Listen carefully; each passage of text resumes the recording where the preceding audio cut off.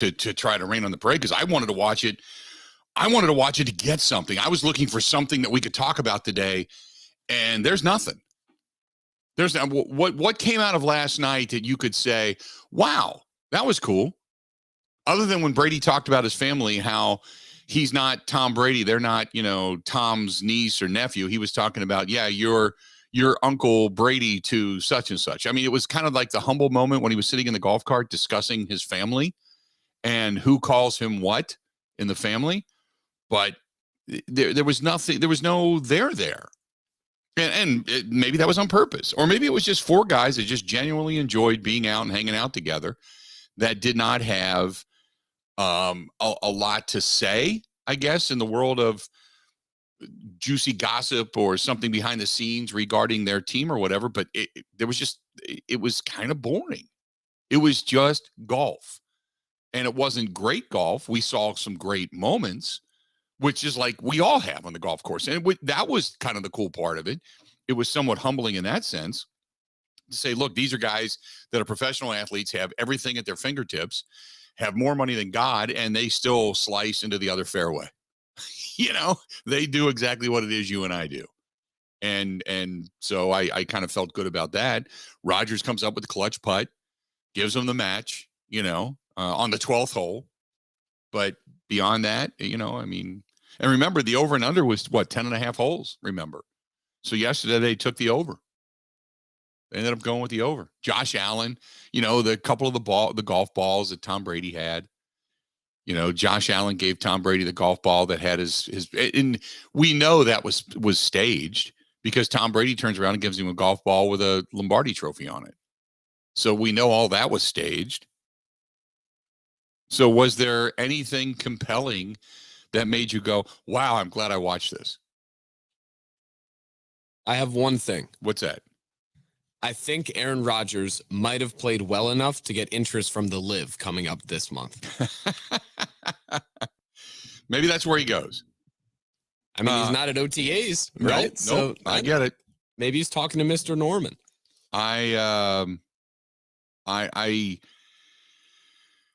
If I took anything away, I thought Brady looked in good shape. Rodgers, if you looked like at his legs, he was muscular. He looked like he's been doing some working out, but he's thicker. And I don't know if he's because of the clothes he was wearing. I don't know if he's thicker muscular, if he's thicker because he's taken some time off. His legs look strong, but he looked thicker and fuller in the face. And he looks, when you put him up next to Brady, he looks 10 years older than Brady, doesn't he? Oh, yeah. He looks 10 years older than Brady. Beyond that, it was, some fun and games. It was tapping of the golf carts together, and there wasn't much to it. For those of you listening, did you enjoy the match last night? Did you enjoy the match last night? 877-867-1670. 877-867-1670. So give us a shout. Did you enjoy the match last night? It was a nice look into a little bit of personality. But as far as depth and dirt and things that they wanted to discuss, no, they kept it off the air. And that's really what I think the majority of the world was tuning in for. I'll tell you how boring it was.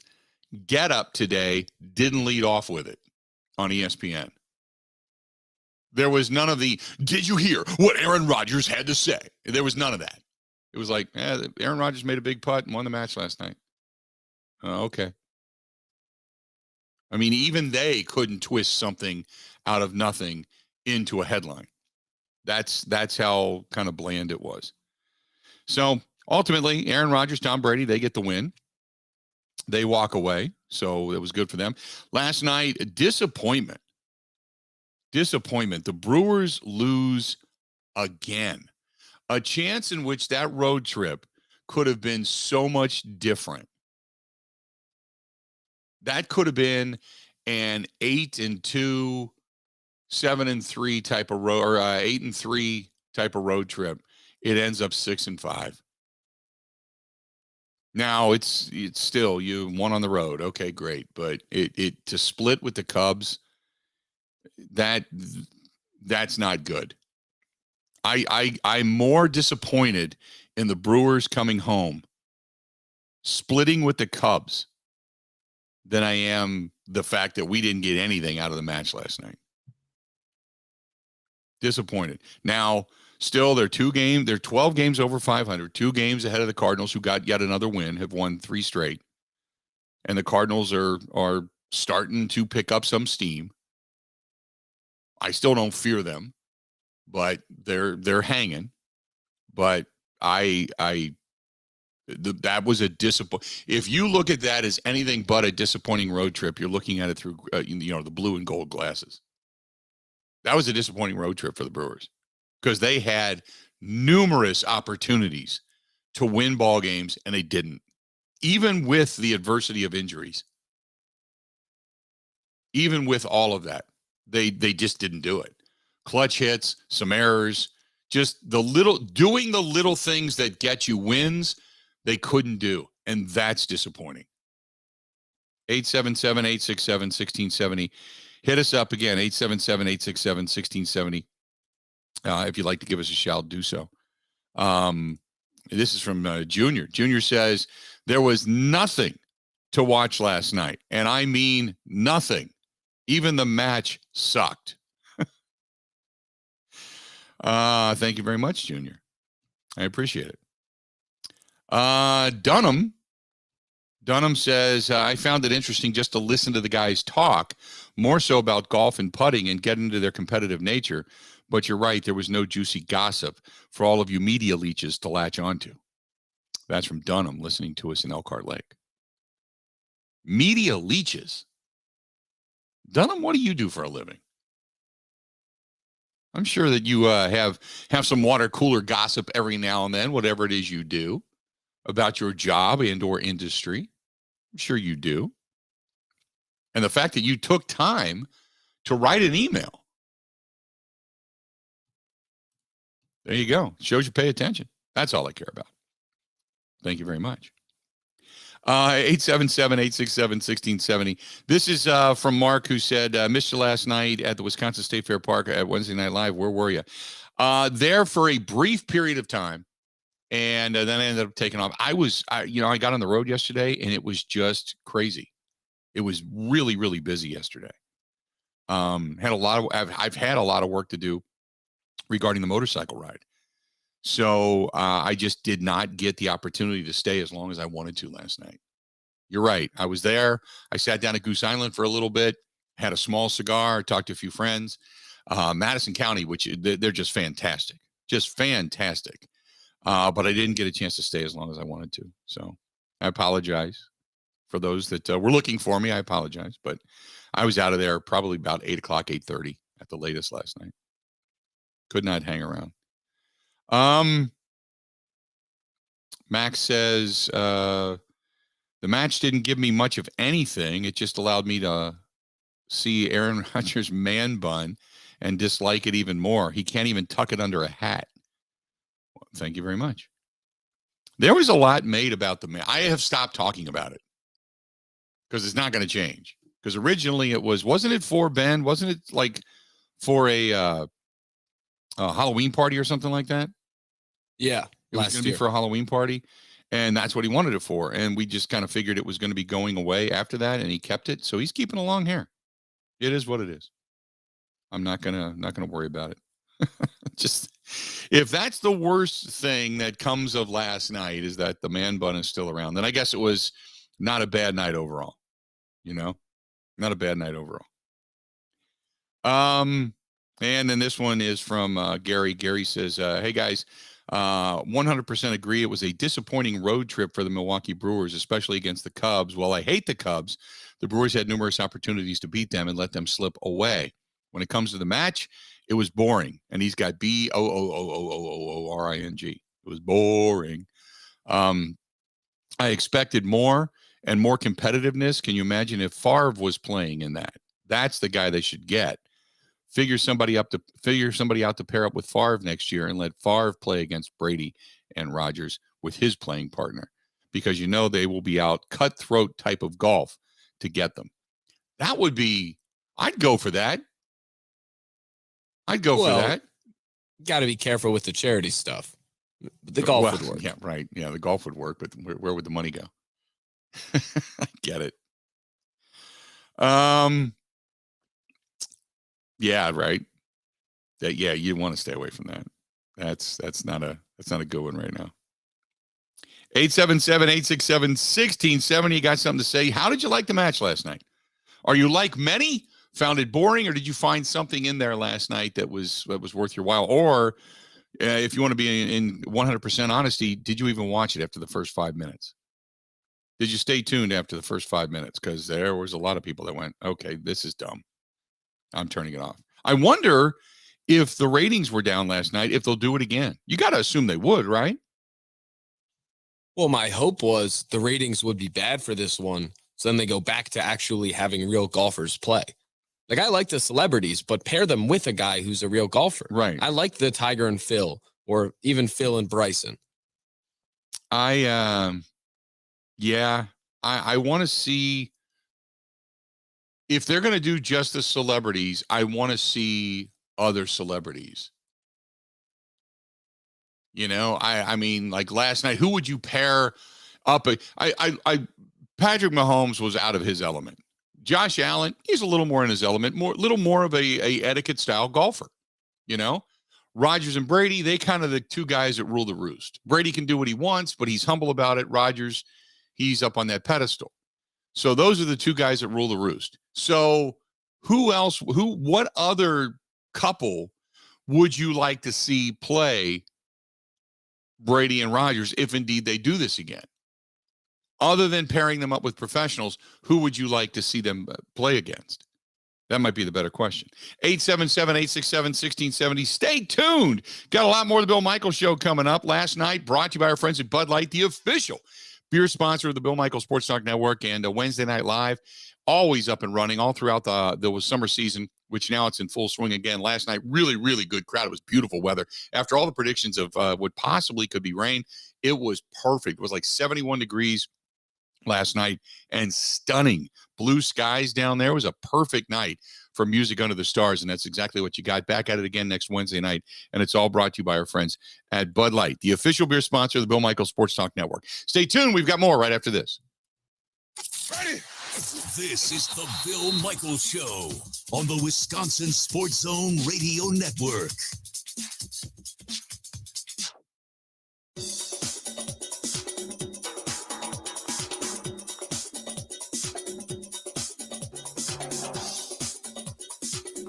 Bill Michaels will resume in 3 minutes.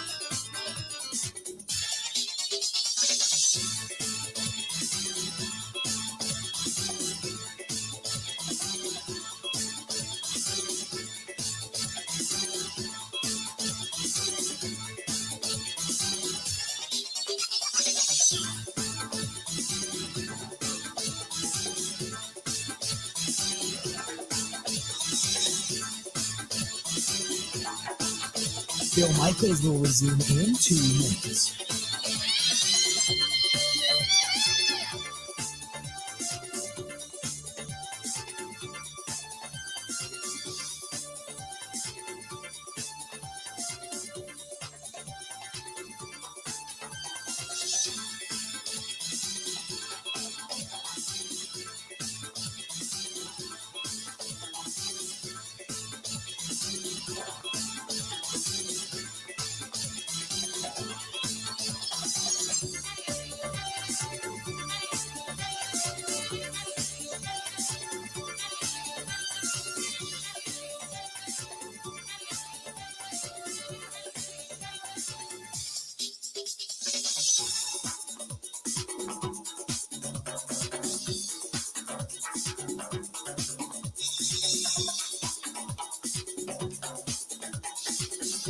Bill Michaels will resume in 1 minute.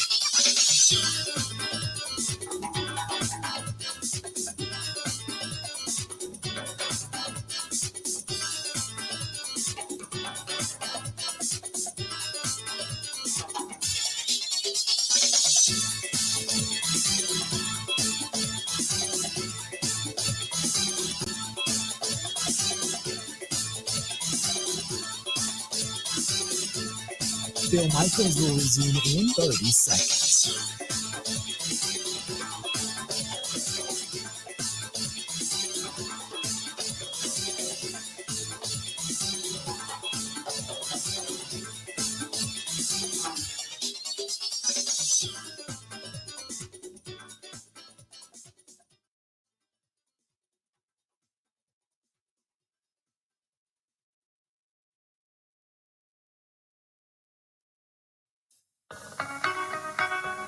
He began the day with a birdie at the first, From about this distance.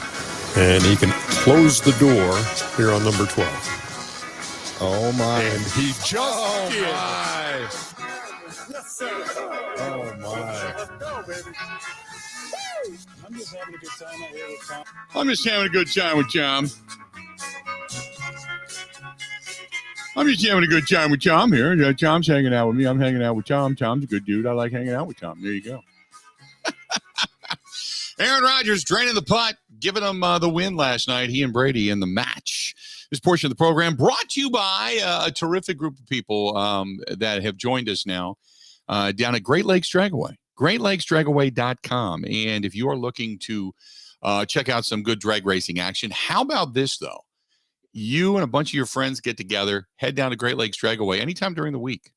And you can basically rent the track for a couple of hours or for an entire day. Go down there and run your own vehicles. Not a bad way to go. Go to GreatLakesDragaway.com. That's GreatLakesDragaway.com. They're taking applications. They've got season passes available. You can run your own vehicle, and they are big supporters of the Fisher House. And all you got to do is, again, go to GreatLakesDragaway.com or Dragaway, or go 262-878-3783. 262-878-3783. That's Great Lakes Dragaway. And they just redid the track down there. I was just down there a couple of weeks ago. And completely, they took that track. Ben, are you familiar with Great Lakes Dragaway at all? No. Okay, Great Lakes Dragaway has been around for you. This goes back to the years of Big Daddy Don Garlitz and the big dragsters of the era from long days gone by. And it goes back to like the 40s and the 50s and 60s, I think, more so than anything. They took the track after years and years and years of getting it re-asphalted. They ground it all the way down to start over, and they completely put in a new track last year, and they took it all the way down to the original asphalt from in the 1950s, gutted it, and then redid it. And the track is like world class now. They just redid the whole thing. So if you're looking for a true testament to what it is your motorcycle or your car can do, and get a hold of Great Lakes Dragaway. Go down there. That's a neat deal.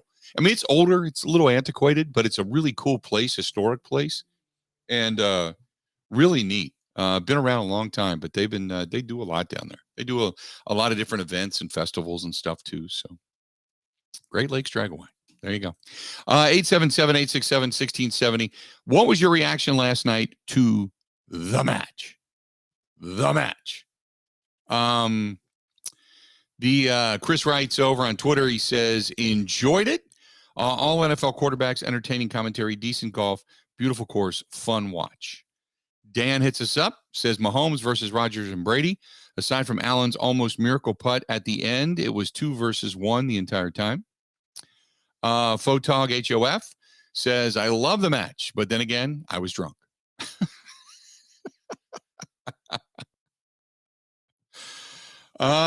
Charles says the match was okay. Nothing there to nosh on. This is from the Chicago Outsider. He says Rodgers still owns it. He owns us. He owns the course. He owns Mahomes. Well, I don't think he owns Mahomes, but he ended up sinking the putt that won the match. But there you go. And Nick writes, didn't find it very entertaining. Kind of boring golf, bad play. much like myself. And if I want to see bad golf, I'll go to my Monday Night League. Thank you very much. Okay. 877-867-1670. 877-867-1670. If you want to hit us up, feel free to go ahead and do so. There you go. Joe says, I thought it was pretty funny, actually. Lots of ribbing. And Chuck and JJ made me laugh. Now, Charles Barkley is funny.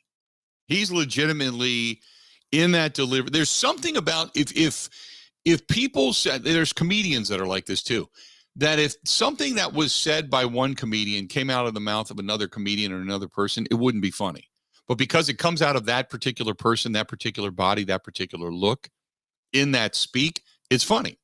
Charles Barkley is just this naturally goofy kind of guy. He was a hell of a player and very tenacious, but then became kind of the round mound of sound, so to speak, and became very, very self-deprecating, which I think makes a lot of people comfortable with watching Charles Barkley. And he's been brutally honest at times, but a lot of things that he says just come off as funny. And he was that way. He was that way. Bethany says, didn't watch, didn't care. Scott said, I feel okay about the 6-5 road trip with the Brewers and a banged up team. See, I don't. And here's the reason, is because they had shots at going 8-3. Numerous, and they blew it. When I for years, I have been this guy, and I know it's a pain in the ass, and I know people don't want to hear it because they always, and I say it, it's a long season. Baseball is a marathon, it's not a sprint. But damn it, when you get down to games that you should win, you can't piss them away in March, April, May, or June. Because in August and September, they count. And you can't just go, it's a long season, we're good. You can't do that. Think about where your lead would be right now. You'd be minimal 4 games up. You'd still be 4 games up. You'd be 14, 15 games over 500. And you would still have that firm grasp through adversity on the Central. Now, you still do. You're up a couple of games, but you've figured out ways to lose. And good teams, championship teams, don't do that consistently. And that's the reason I think it was a bad road trip. The record is not indicative of the road trip. That's the problem. 9 times out of 10, I'll tell you, you are what your record says you are. But the Brewers played better baseball, and then they played poor baseball, and they played down the competition, and you can't do that. They're a better baseball team than that. They've got better depth than that.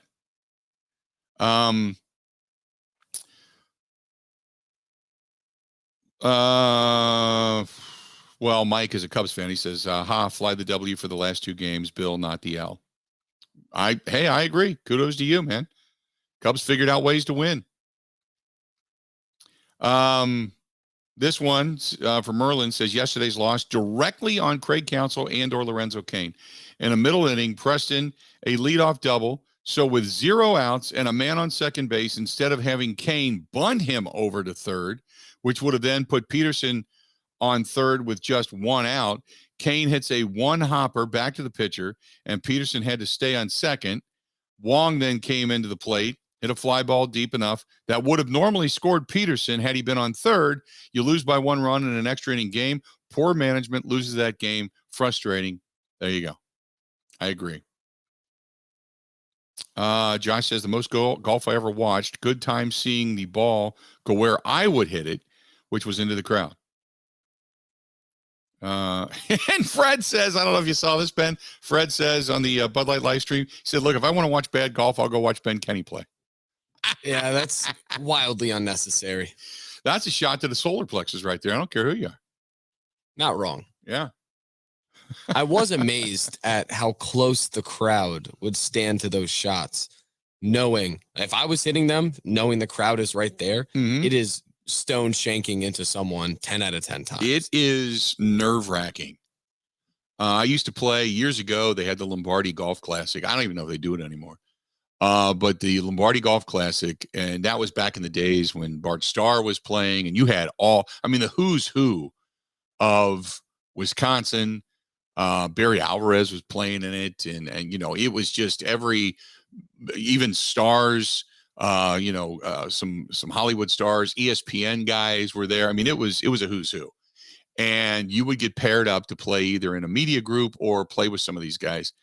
And I remember the one year, it was just, they had on the first tee box, it was lined probably a good 50 yards down the fairway and pretty close. And, if you shank one, you're killing somebody.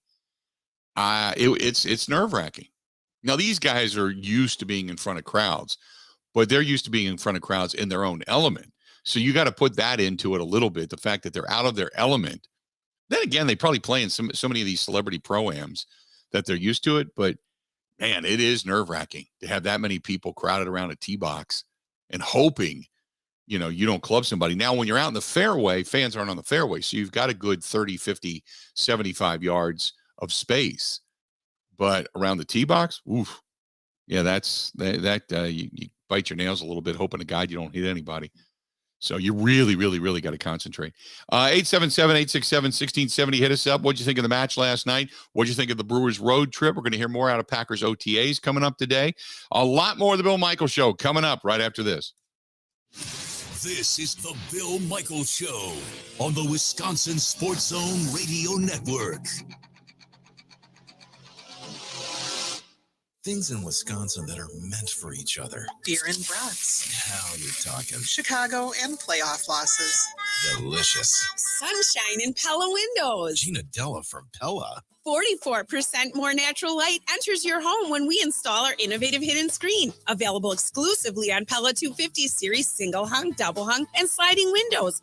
It's super easy and sleek. The window screen folds away when closed, keeping it clean from the elements and preventing bugs from entering your home thanks to a tight seal. Best of all, you and your home get to bask in all of that extra sunlight. Yeah, but the wear and tear from opening and closing screens. It was designed and tested to last 9,400 cycles, the equivalent to opening and closing it every day for 25 years. Man, that's got to be expensive. Choose 0% financing for 72 months or a free upgrade to the hidden screen in our 250 series. Whoa, I need to jump on that now. Visit PellaWI.com today. Certain restrictions apply. See Pella Experience Center for details.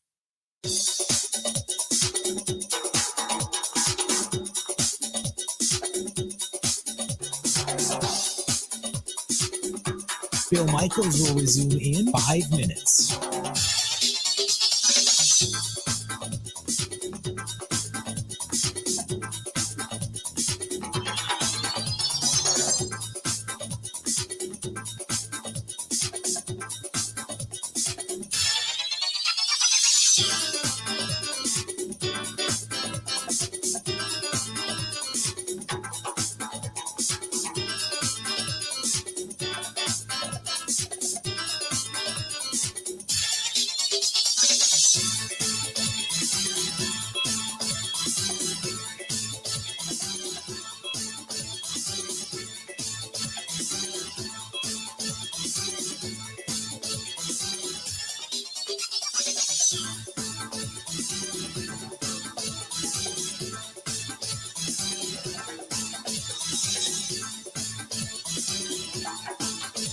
Bill Michaels will resume in 4 minutes.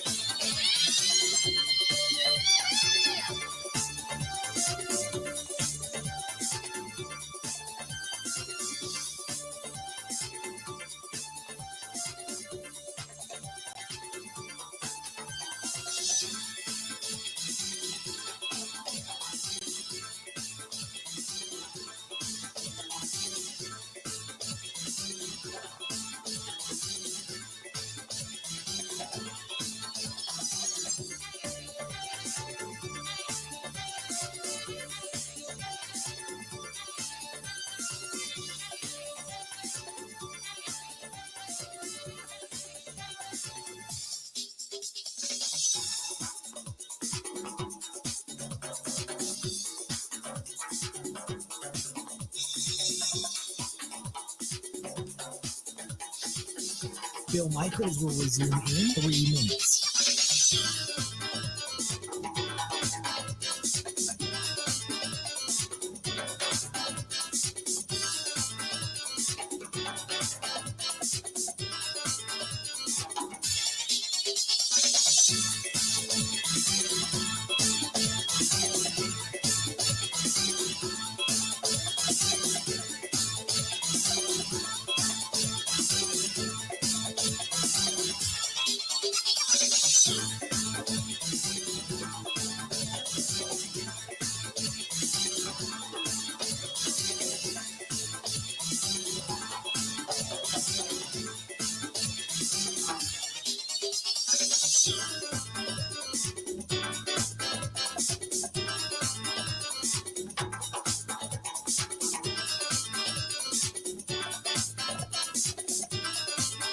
Bill Michaels will resume in 2 minutes.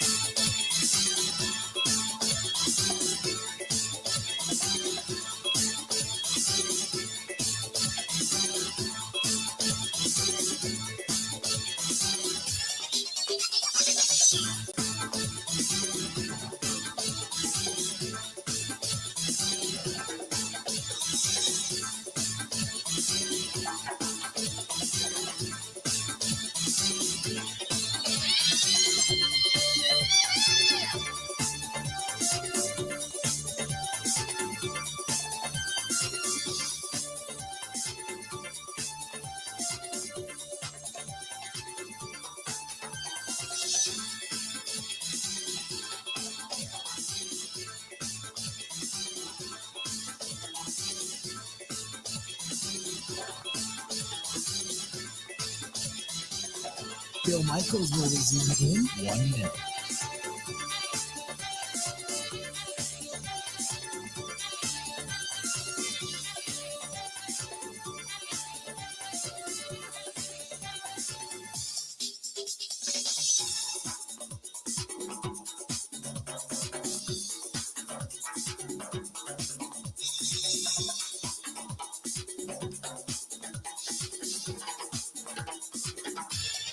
Bill Michaels will resume in 30 seconds.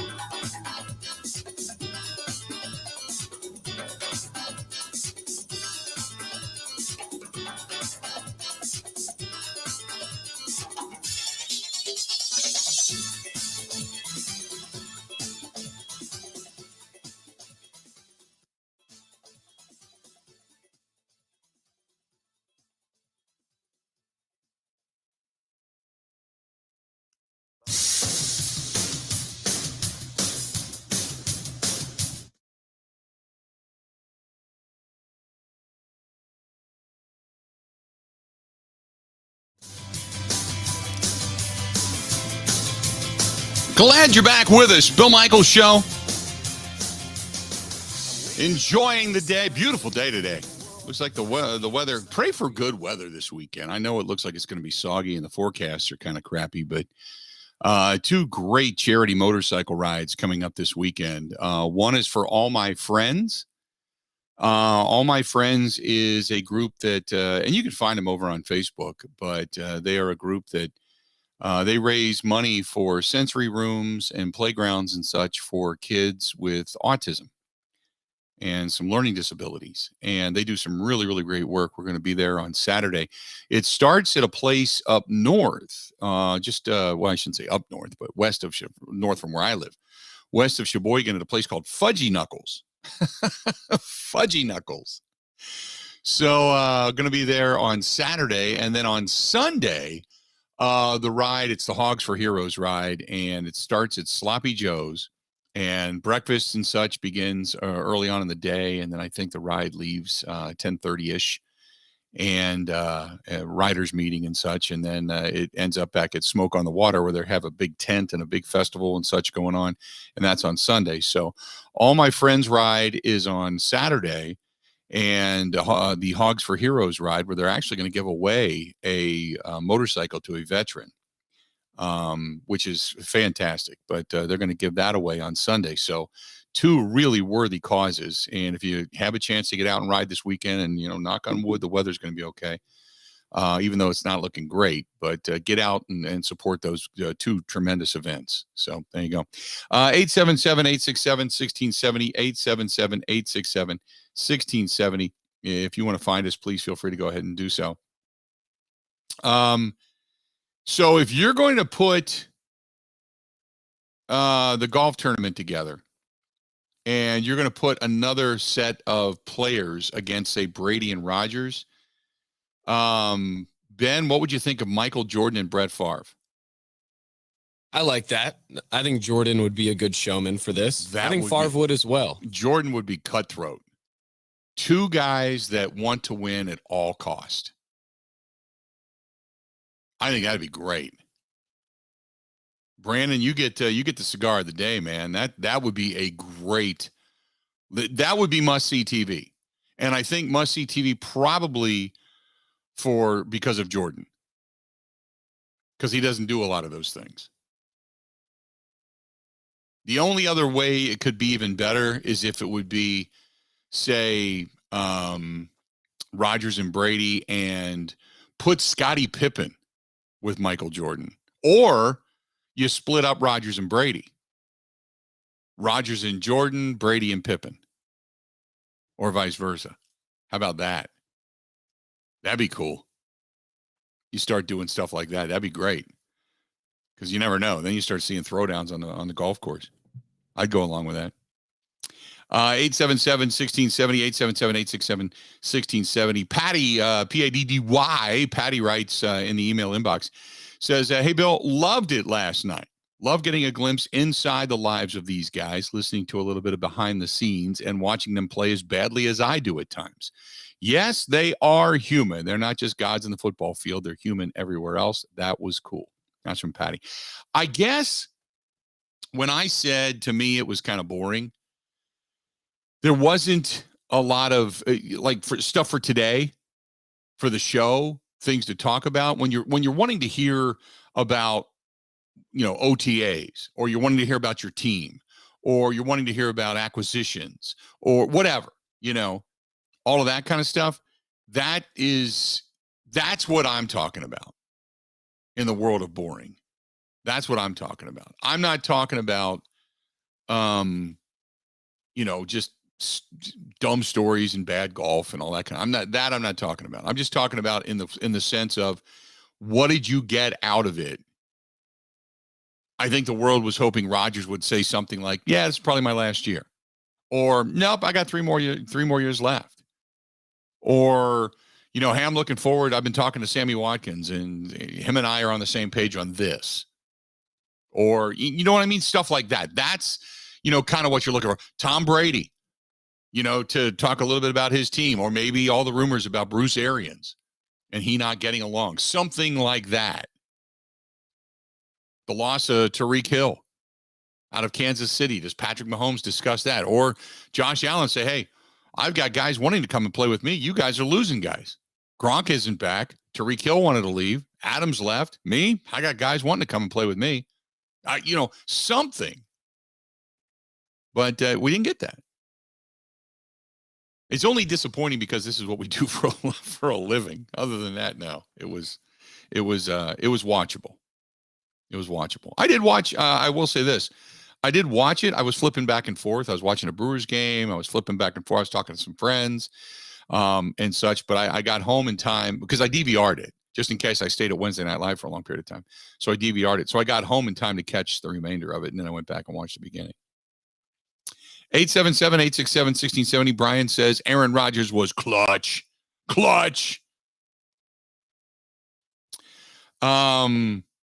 John says, here's to hoping that Rodgers gets that much personal satisfaction from winning a playoff performance this year. Ooh, a veiled shot, John. A veiled shot. I like it. I hope you're right. I hope he does get that much satisfaction out of a playoff win. We're hoping to see the Packers get a playoff win. The Skeptical Giant says, coming up tonight, you've got Boston and Golden State. Who you got in the series unit? Well, this was a topic of discussion. And I told you this yesterday, but as you know, Kristen is from the East Coast. She's from Rhode Island, but grew up a Celtics fan. She is rooting for the Celtics. The fact that we have seen Golden State there 6 times in the last 8 finals. A little boring, but you're talking about the realm of dynasty, I think, right? Now, they haven't won 6 like Jordan has, but they've been there. And they continue to play good basketball. And in today's day and age, with players having a lot of power and being able to move around, not always the easiest thing to do. So give them a lot of credit for what Steve Kerr and that group out there has put together around Steph Curry. But you also have a couple of players playing tonight that are from right here in our own backyard when you talk about Wisconsinites, right? So I think tonight, when you look at, because Steph Curry's a likable guy. And then you got Jordan Poole and Looney, both of those guys originally from Milwaukee, from right here in our own backyard. So you're kind of pulling in that regard. you know. But the house is somewhat divided. Me, I really don't have a rooting interest. I want to see Jordan Poole do well. I want to see Looney do well. I like Steph Curry. I think he's a genuine, likable, sellable, bankable superstar. I really got tired of Marcus Smart and the flopping and the Boston Celtics and the bitching and the whining and the moaning with all the calls that they felt did not go against or did not go for them, but rather against them or were non-calls. I got tired of it. So coming out of the East, I should be rooting for the East because the team that beat the Bucks, you ultimately want to say, okay, that was the best team. They went on to win a championship. I just don't think I can do that. I think my gut is going to tell me once the game gets underway that if I do have a rooting interest, it's probably going to fall in favor of Golden State. And I said from the beginning, if I want to go back to my, the logical side of things, I said, I don't know how anybody beats Golden State when they're at full strength because they just had it going on. They just had it. I mean, they just got the ability. They can score from the outside. Between Klay Thompson and Wiggins has been playing extremely well this season. Draymond Green, obviously, give you the quote dirty work on the inside, and then with Jordan Poole and Looney and company, that they get such a decent rotation. And I know that Porter is day to day because Gary Payton's out. Porter's day to day in this one. Andre Iguodala's out too. So I know they're a little bit banged up, but I still think they can win, especially if they're hitting. I think they can win. 877-867-1670, 877-867-1670. Give us a shout. So I talked a little bit about the Brewers and about this road trip, losing to the Cubs the last couple of games, losing ground to the Cardinals last couple of games, 2 games up in the division now. They're doing it. They're getting it done. I understand that. They're a little bit nicked up, but coming back after this road trip at 6-5, don't like it. Don't like it. I think they let a couple get away that they shouldn't have. And I don't know about you, but I stated before, I'll state it again. I value every game. You can't say it's a long season, no big deal in this particular realm when it comes to wins and losses. Because if you lose the division by a game, these are the 2 games you're going to look back on and go, we pissed them away. No reason to do that. And this team at times, when I just think they're starting to put the pedal to the floor and they're starting to understand what it is to be clutch, then you let a couple of games like this get away. And it's just some bad moves. I'm not going to blame it on bunting. I'm not going to blame it on the little things, but I am. Sometimes when you don't do the little things, it can come back to bite you. And if you don't do the little things well all the time, it can come back to bite you. Then how can you be prepared to do the little things come the postseason when you really, truly, genuinely need, in some way, shape, or form, to either 1, play better defense, or 2, manufacture a run? If you're not going to do it in the regular season, what chance do you possibly have to do things in the postseason where you have faltered and struggled over the last few years to score runs, to move runners? Last night was an example of that. Stay tuned. We got a lot more of the Bill Michaels Show. It's coming up right after this. Covering Wisconsin sports like a blanket. This is the Bill Michaels Show on the Wisconsin Sports Zone Radio Network. The Thunder is back, and you don't want to miss it. June 30th through July 3rd. It's the NASCAR Cup Quick Trip 250 and the Xfinity Series Henry 180. For tickets, go to roadamerica.com.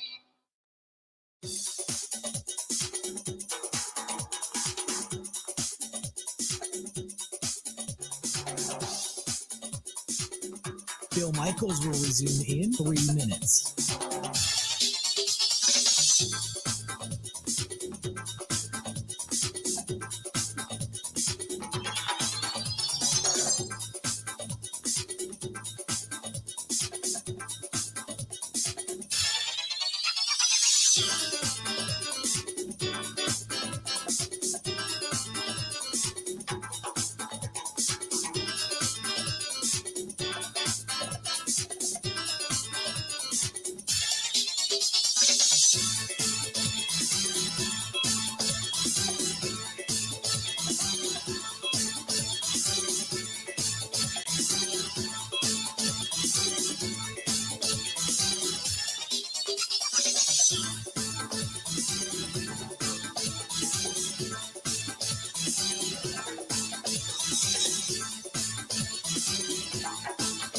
Bill Michaels will resume in 2 minutes.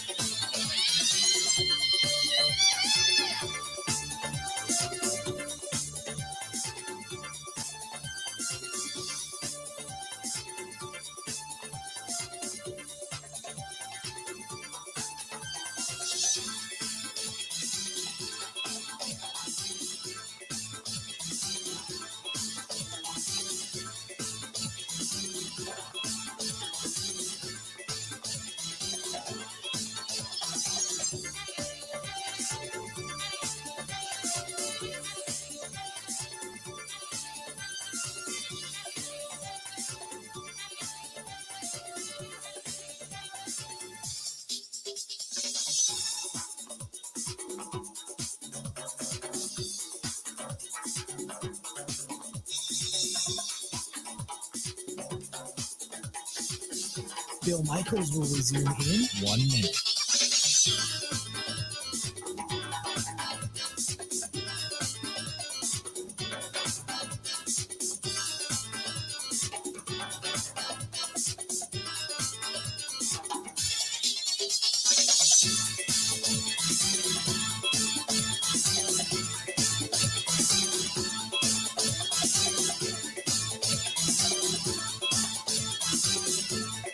Bill Michaels will resume in 30 seconds.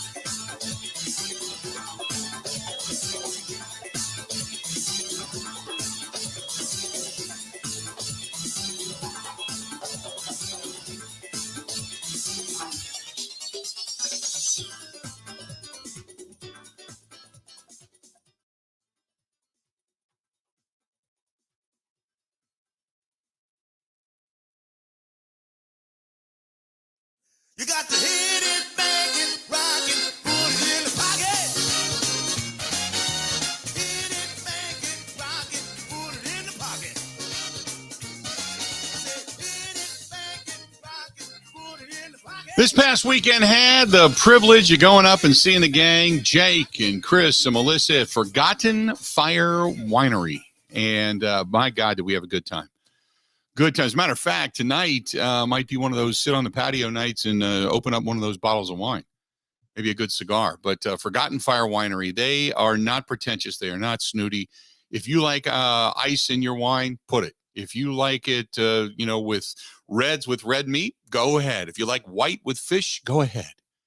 If you like something like 7-Up in your wine, put it in there. They don't care. They've won awards. They're like, look, big deal. But they just make wine for you to enjoy. And there's nothing wrong with that. Whether it's a $200 bottle of wine or a $20 bottle of wine or a $5 bottle of wine, it doesn't matter. They just want you to enjoy their stuff. Forgotten Fire Winery right here in our own state in Peshtigo, Wisconsin. Go to ForgottenFireWinery.com.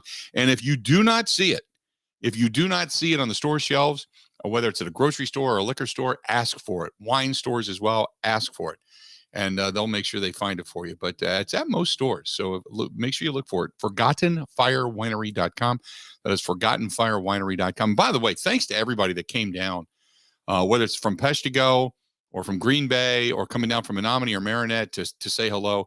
We had numerous people that were at the winery over the weekend because we said we'd be there. And it was such a pleasure meeting everybody and saying hi to some familiar faces again. So thanks so much for coming by. That's Forgotten Fire Winery. Now this is from Max. Max says, longtime baseball fan. Why is Craig Counsell so afraid to do the little things? I know bunting isn't the best choice in the world, but why are they so afraid to just move a runner over, especially with a guy like Lorenzo Cain, who is struggling so bad at the plate? Are they hoping that he is going to get a hit and that is going to jumpstart his offensive prowess this year? Or do you think that they are just afraid because these guys are so fundamentally inept, they can't lay down something as easy as a bunt? That's from Max, hashtag frustrated Brewers fan. Max, that's, they do it. They've done it where they've hit behind runners. They've had hit and run going on. They've laid down a bunt earlier this year. It's not like they won't. I think that there is this,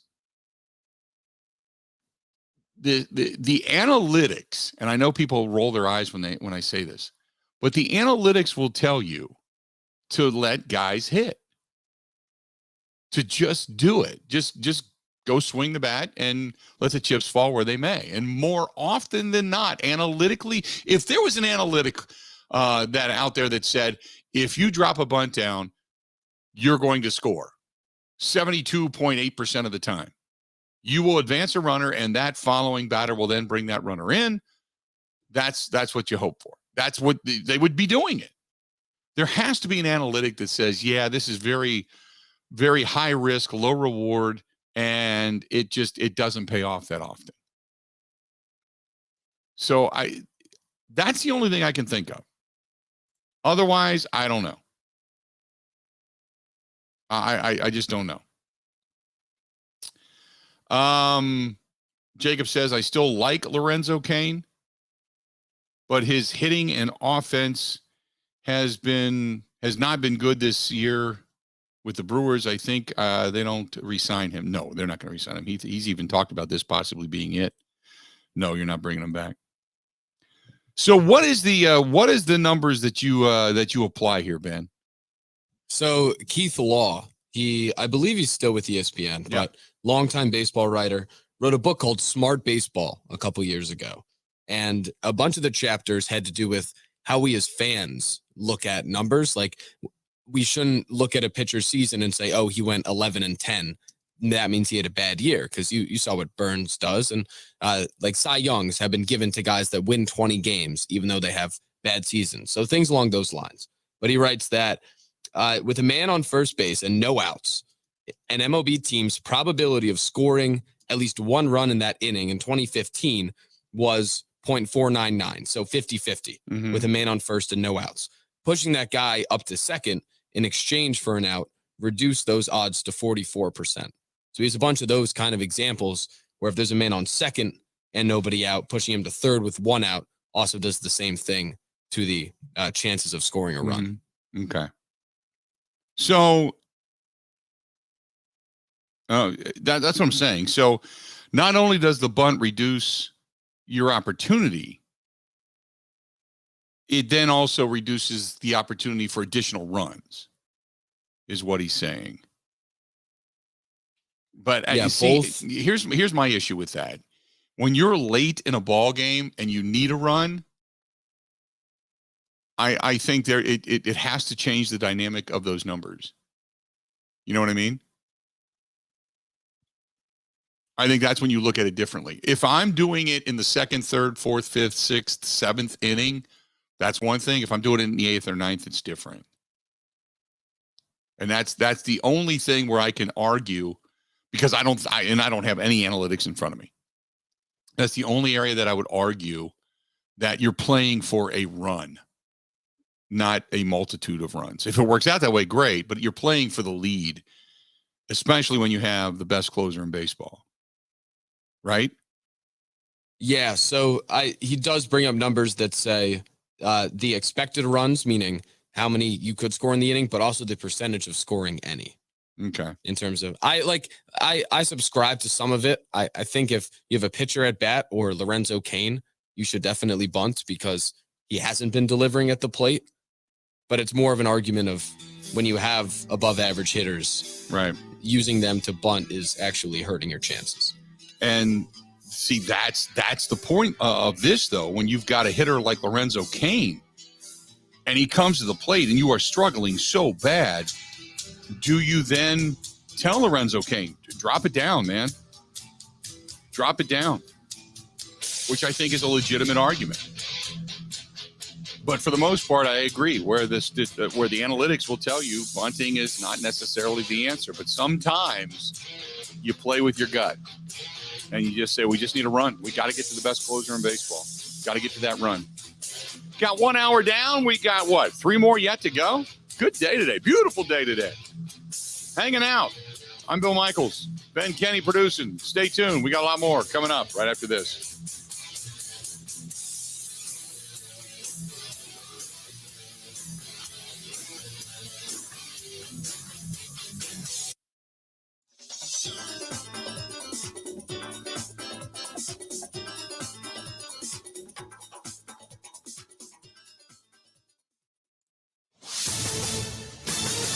This is a Wisconsin Sports Zone update. The Milwaukee Brewers had to settle for a split of its 4-game series with the Chicago Cubs after they fell at Wrigley Field last night 4-3 in 10 innings. The loss ruined what was a really good Major League debut for Brewers pitcher Jason Alexander. After giving up a couple runs in the first inning, the 29-year-old settled in to give Milwaukee exactly what they needed. He went 7 innings, allowing 3 runs, 2 earned, while also striking out 3. Here's more from manager Craig Counsell. To deliver 7 innings on a night where we really needed it, regardless, the game didn't end the way we wanted, but it helped a bunch of guys out. Last night marked the end of an 11-game road trip. The Brewers finished 6-5. They now return home to American Family Field as they welcome in the San Diego Padres tonight. To the NFL, not in attendance for the Packers OTAs would be quarterback Aaron Rodgers, cornerback Jair Alexander, linebacker Preston Smith, and new addition wide receiver Sammy Watkins. Here's more from head coach Matt LaFleur on players missing voluntary practice. I'm not comfortable with anybody not being here. So I like them all here, but again, it's their choice. So, next week is mandatory minicamp. So there's consequences obviously for not coming. Your work-life balance is important to you, and Sutton Transport agrees. Sutton Transport offers a 5-day work week, same start times daily, and you'll be home nightly and on weekends. Sutton Transport is now hiring CDL drivers and forklift operators for all shifts. Enjoy some of the best benefits in the industry, consistent year-round work, twice-a-year wage increases, and enjoy your family time you deserve. That is work-life balance. The road to success is with Sutton Transport. Apply at suttontrans.com. For a second straight year, Packers quarterback Aaron Rodgers stepped up and hit a clutch putt on the final hole to win the match. The duo of Rodgers and Tom Brady took down Patrick Mahomes and Josh Allen as they raised money for numerous charitable organizations, including their primary one, Feeding America. For the Wisconsin Sports Zone Network, I'm Ebo.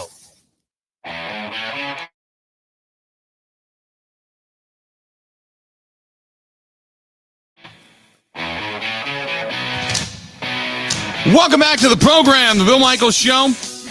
We continue on. Hey, don't forget about our friends over there at Epoxy Flooring Done Right. Sean and the gang, good people. Go to epoxyflooringdoneright.com. Epoxy flooring, polyurea coatings, they do it all, different colors, different finishes. That's Epoxy Flooring Done Right. Again, Epoxy Flooring Done Right. There's a lot of discussion about the Brewers and the fact that the Brewers ended up losing that game. They weren't able to plate a run. They weren't even able to move over a runner for the most part. And when they did, they left him stranded at third. Had with nobody else, they were able to drop down just the smallest of sacrifice bunts, move the runner over, and then on the long fly ball, that run would have scored, thus giving the Brewers the win rather than putting them into extra innings and taking a loss. And fans love the analytics, and they criticize managers' decisions to bunt, not to bunt, and what have you. There is the book called Smart Baseball by Keith Law. The manager's decision, not a specific moment to call for a bunt, should include other factors, especially the biggest one of all, who's actually at the plate. And if we're playing in the National League and the pitcher is battling, as they don't anymore, but the odds of getting a hit or drawing a walk are just not that high. Aside from a pitcher batting, there are 2 other major exceptions to the whole stop bunting thing. One is to actually bunt for a hit, which in its entirety is separate from a sacrifice bunt. And that's it. A bunt for an out, that's it. If the batter is quick and or a good bunter and has a reasonable chance at a hit, yeah, you can slap one down the line, especially if you're a left-hander. You can slap one down the line and you're good to go. However, the probabilities and expected outcomes of a sacrifice bunt make some managers and player tendencies particularly maddening. You go back years ago and you start to look at some of these guys that were able to drop down bunts and such. But it basically says, if you're bunting for a hit, don't stop. Just get rid of it. Don't do it. If you're bunting for a sacrifice, you got to be able to bunt. Whoever's at the plate has to be able to bunt and has to be in a proper situation to make this happen. Okay? 100% agree. But when you constantly say, and I've heard Craig Counsell say this, that we're just not that good at it. In other words, you don't practice that. I'm not going to get on the you got to bunt bandwagon, because it's got to be a surprise. It's got to be something that works. It's got to be the right situation. It's got to be the right batter. All I'm saying is last night when you've got Lorenzo Cain at the plate and you got a runner on second late in the game, he's got to drop one down. Lorenzo Cain right now stinks at the plate. I mean, stinks. Sucks bad. Like could suck start a Harley. He sucks that bad at the plate. And it's not getting any better. So in that particular sense, for those that are coming down on Craig Counsell today, I agree. And I don't usually agree. And if anybody ever listens to this program, you know I defend Craig Counsell 99 times out of 100. In this particular case, bad decision. Ultimately, it cost you a run. The inability to do that cost you a run. Now, maybe the argument is to be made, well, Lorenzo Cain's not that good at bunting. Well, he's not that good at hitting either. You're telling me his likelihood of being able to actually put ball and bat together on a bunt is less than the 185 batting average he has right now. That's the argument to be made. It's not about whether or not it should be a regular thing when it comes to your offense.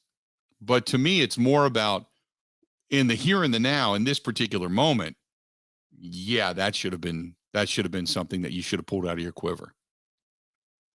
There's no way he should be going up there and hitting. None. 877-867-1670. 877-867-1670. You want to hit us up? Do it. Again, 877-867-1670. This is from Carrie. Carrie says, 100% agree. Lorenzo Cain has no business being near the plate right now with runners in scoring position, other than to be a decoy.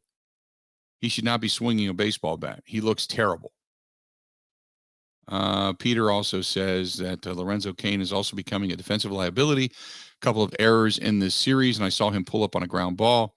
What is wrong with him? Is he just giving up after this season? Well, he has stated that this season might be his last. Now, I don't think let me defend Lorenzo Cain here. He's not out there to just go through the motions. Okay, he's not doing that. So I'm not going, because if you're insinuating that he just doesn't care, first of all, I don't know what's in Lorenzo Cain's heart, but I will tell you this. I can't imagine anybody taking the field and not caring. That is so incredibly few and far between. I would never go there. So incredibly few and far between. You don't know what's in somebody's mind. 877-867-1670. That's the phone number. If you want to react, please feel free to go ahead and do so. Again, 877-867-1670. If you want to hit us up. This is from Jack. Jack says, hey, Unit, I'm a little bit disappointed, but let's not come down too hard on the Brewers. They've been winning all season long. This is just a bump in the road. No big deal. They'll get back at it. Jack, I hope you're right. My argument always is I want to circle these couple of games and say, okay, you had legitimate shots at winning games. Let's see what happens to you in the division. Because I have seen it in the past where the Brewers will lose out of the playoffs or the wild card by 1 or 2 or even 3 games, and you go back and you can pretty much circle 3 games that they said, no big. You know who used to drive me nuts with that? Ned Yost. Oh my God. Ned Yost. I was a player. It's a marathon. If one game gets away, you get back at it and get them the next day. You can only win what's ahead of you. And I agree with that. You can only win what's ahead of you. But what I never agreed with was, no big deal. No big deal. No. Used to drive me nuts. Drive me nuts. Because if you lose by 2 or 3 games, the 2 or 3 games you should have won, doesn't matter what point of the season, but early on specifically, when you kind of look at it as, it's a marathon, no big deal, used to drive me crazy. Because then I would go back and I'd circle those games. I'd go, remember that game? Remember this game? Remember these 2 games in Chicago? It's the difference between being a wild card or maybe winning the division. Yeah, there you go. Remember that? Oh, what else do we got? Tommy says, hey, are we going to see you at the IndyCar races? You know what? We're going to be up there. I don't know if I'll be there for the race for sure. We're not doing the show up there. Just an FYI. We're not going to be doing the show up there, but we're going to be up there. And going to be up there the entire weekend for the NASCAR event. So yes, The entire weekend for NASCAR. You better believe it. This one's from Frankie. Frankie said, watched the match last night for about 2 holes. Woke up on my couch with my dog licking my face. That's the kind of night I had. Frankie, is that a good thing? You know, your dog loves you, man. Or unless, of course, the dog left a dookie over in the corner and he's just waking you up to tell you. That could be. 877-867-1670, 877-867-1670.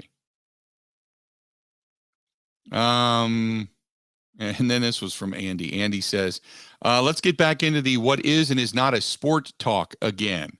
Found it very entertaining yesterday. Love the show. No. If we ever do it again, it's going to be it's going to be an official yes, no, stupid segment, and we're going to come up with a list of them, and that's it. That'll be the definitive end of story. Stop it list. Have your opinion, walk away, have a beer, sip on it, chug it, whatever it is you want to do, and we're done. Because it was, I had friends of mine texting me.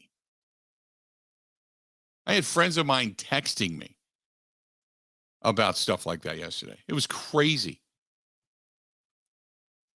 David says, hey, Unit, you watching ESPN by any chance? The girl just bunted for a base hit. David, no, I'm not. I assume you're talking about the Women's Softball World Series or College World Series or whatever it is, because I know that's on today. No, I'm not. No. Oh my God. So how does women's college softball equate to bunting for a base hit in Major League Baseball? You know?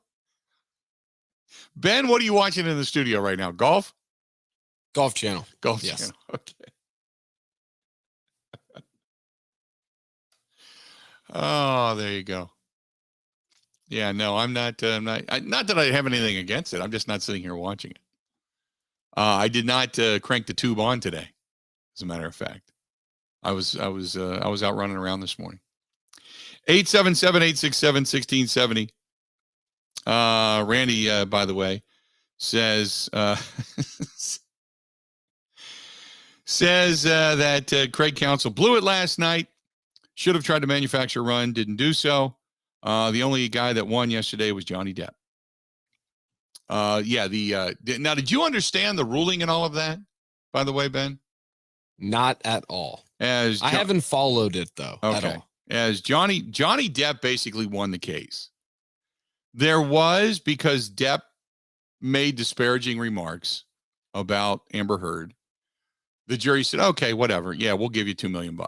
But for the most part, Johnny Depp came out on the plus side of $13 million. Now, here's the kicker. So Depp won $15 million and has to pay Amber Heard $2 million. So they're just changing money to the tune of the positive side of $13 million going to Johnny Depp. Amber Heard's total wealth is $8 million. She's not she's not paying that bill. And Depp knows it. Depp just said, hey, I was glad to get out of that, and get my life back and kind of have everything laid on. What was happening was everything was laid on the table for everybody to see. That's what happened. And I think pretty much when she, there was the admission that, yep, she got so crazy she pooped in the bed. That was when everybody went, whoa, okay, she is bad crap crazy. And she might have lost it right there. Whenever you leave a Mookie stink on the covers, that's pretty much your beginning of your end right there. That's your demise. Greg says that the Brewers, good road trip. Coming back home, get some home cooking, start hitting with the bats again. They'll be fine. No worries here. Greg, I applaud your enthusiasm. I applaud your optimism. There you go. When we come back, it's been going on for a while. It's been going on for a while. And how does it make you feel? It's interesting. because you're going to hear what it is. I want you to know what's been going on because we just found out about this. And then what is your gut reaction to it? Stay tuned for that. 877-867-1670. Great company to work for, named Pindell, Pindel. Go to Pindell.com. They are hiring right now. There's a lot of companies hiring right now, but they are paying over more and more and more and bringing in good people, quality people, training you, and also wanting you to make it a career. This will be your career and opportunities for advancement and your own business and such. But that's what they're looking for. And they're looking for good people that want to work and want to do some good things. Or if you're a company wanting to work with a quality manufacturing company, Pindell's your group. Go to Pindel.com. Pindel.com. That is Pindel.com. Stay tuned. More of the Bill Michaels Show coming up next.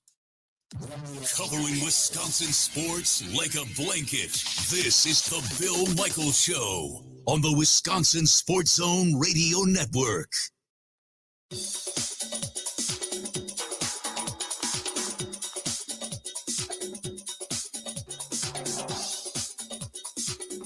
Bill Michaels will resume in 3 minutes.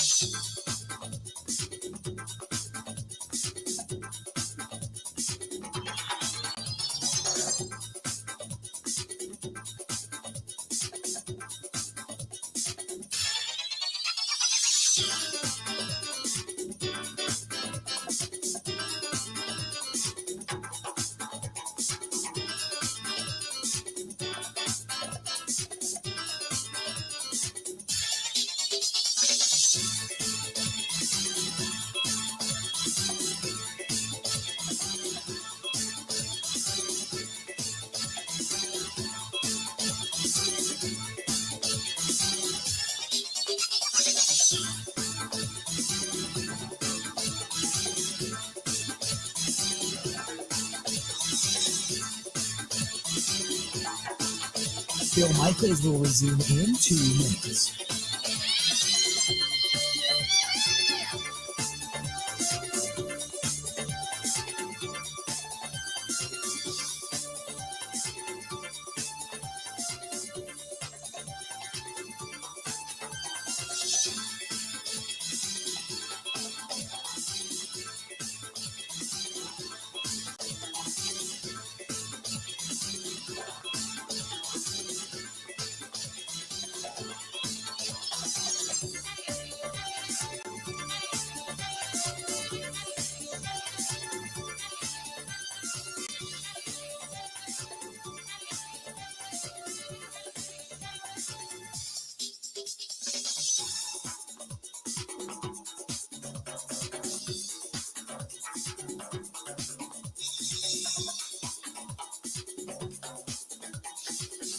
Bill Michaels will resume in 1 minute.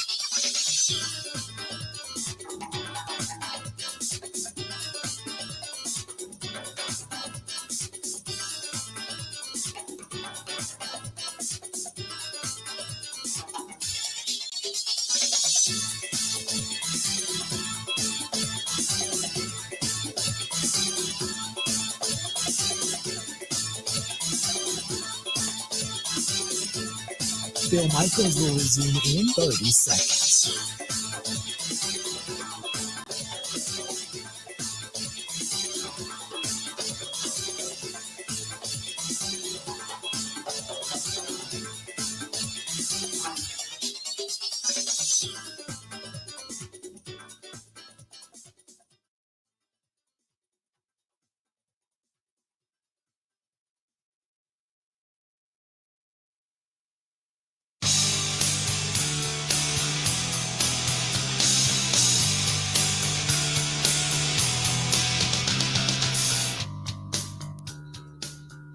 Welcome back to the program, Bill Michaels Show.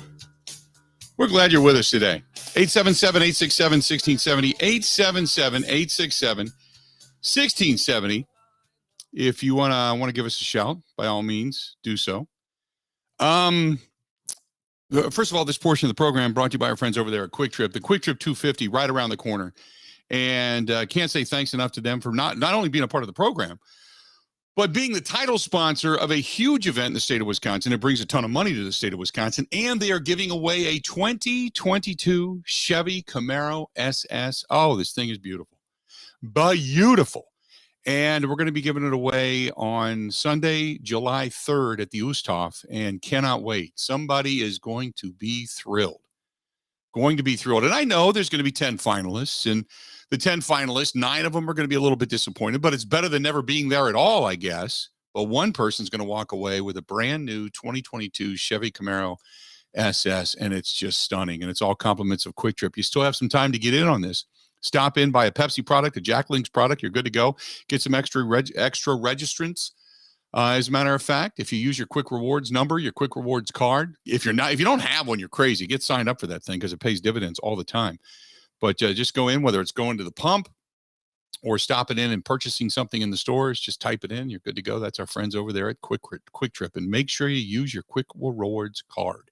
Quick Trip, by the way, another big-time sponsor of the Big Unit Cruiser again this year. Thanks to them for being a part of that. Good stuff. So what's been going on for a while now? Didn't know this. And I want to get your reaction to this. Derek Carr, quarterback of the Las Vegas Raiders, had this to say about his real good friend Davante Adams when it comes to Adams' desire to be traded to the Raiders. Here you go. It's so rare, and it's been something that they've tried to make happen for 5 years now, since Davante signed his contract extension several years ago with the Packers.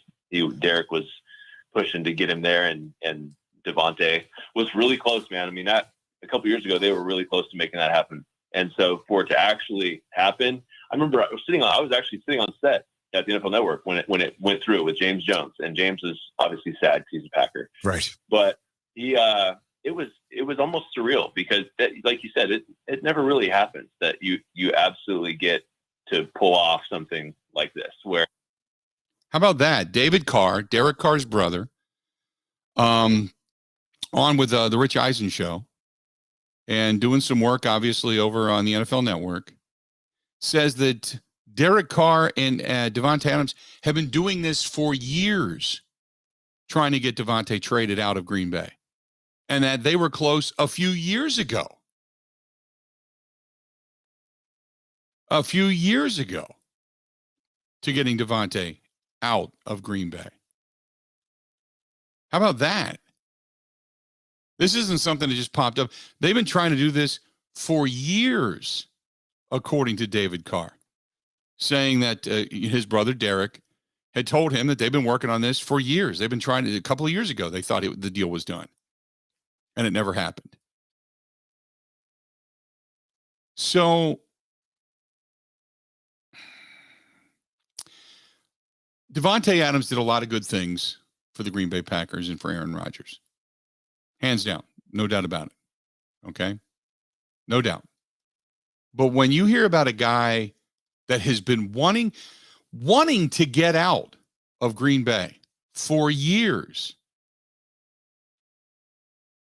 how does that make you feel?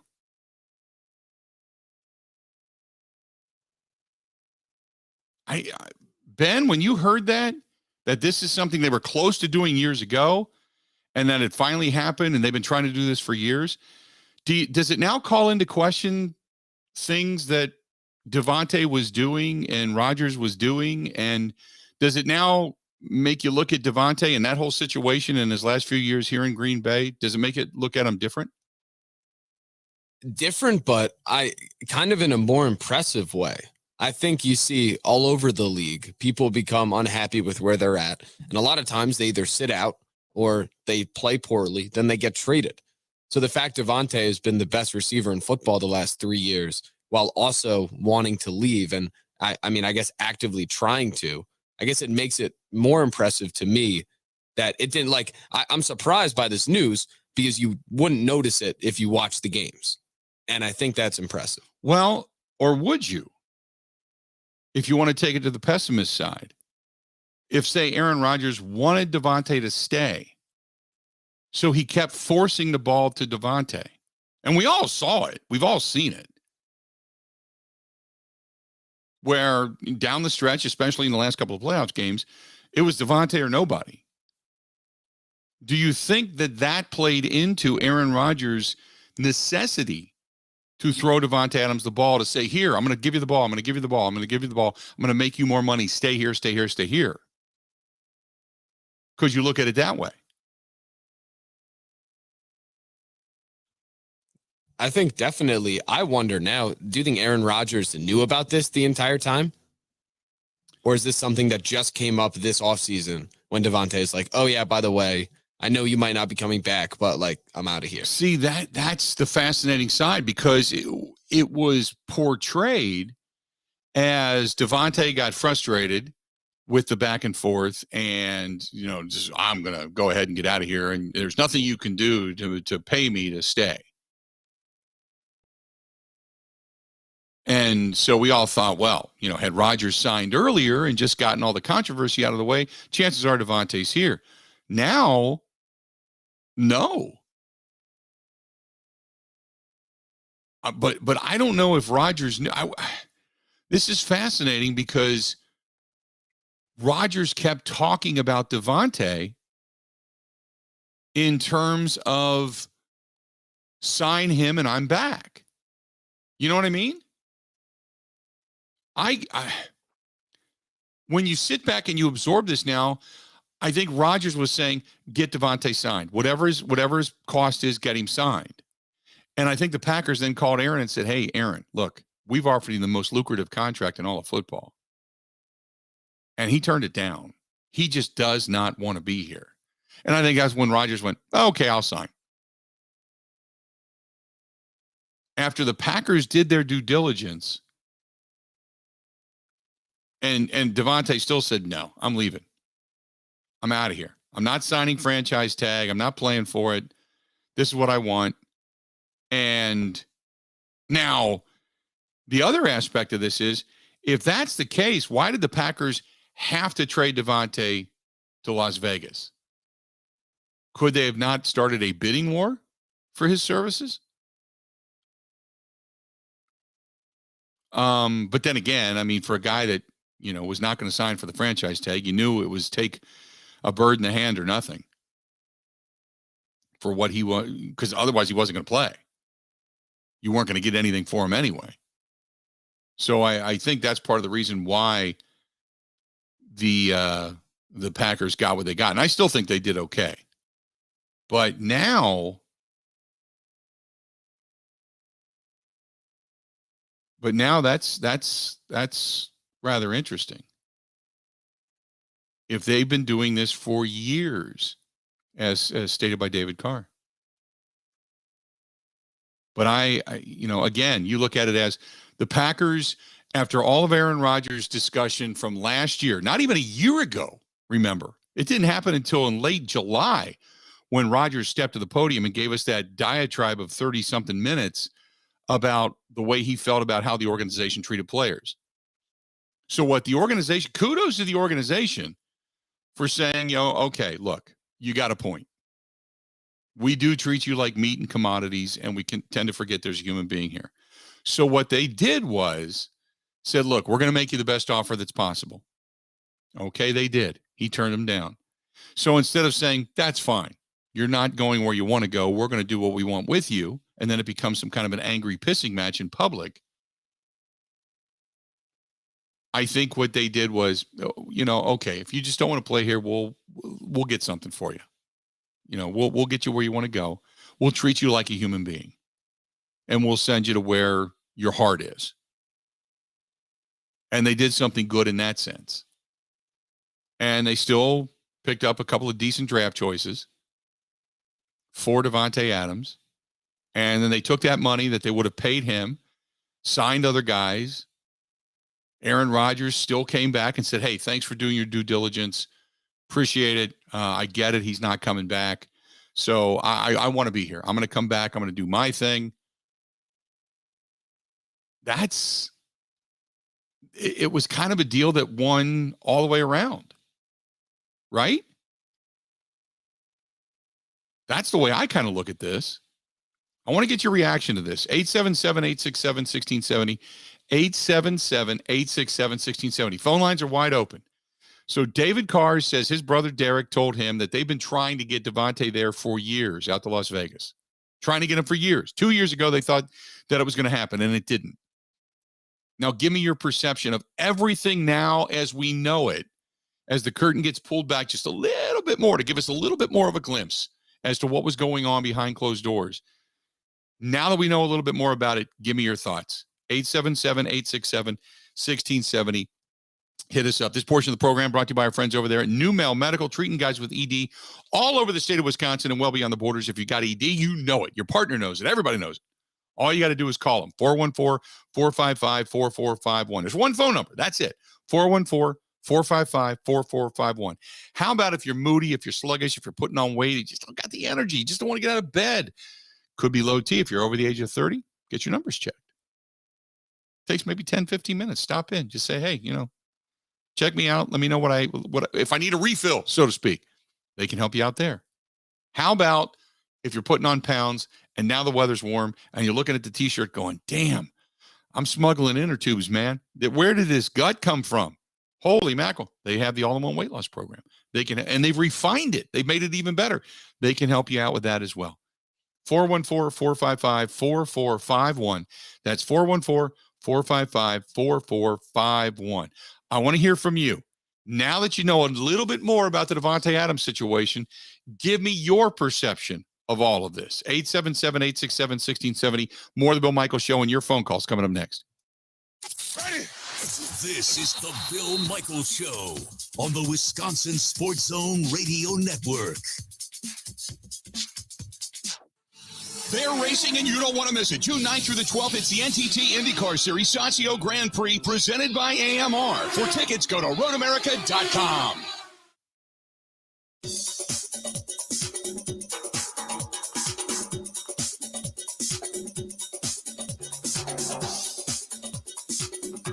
Bill Michaels will resume in 5 minutes.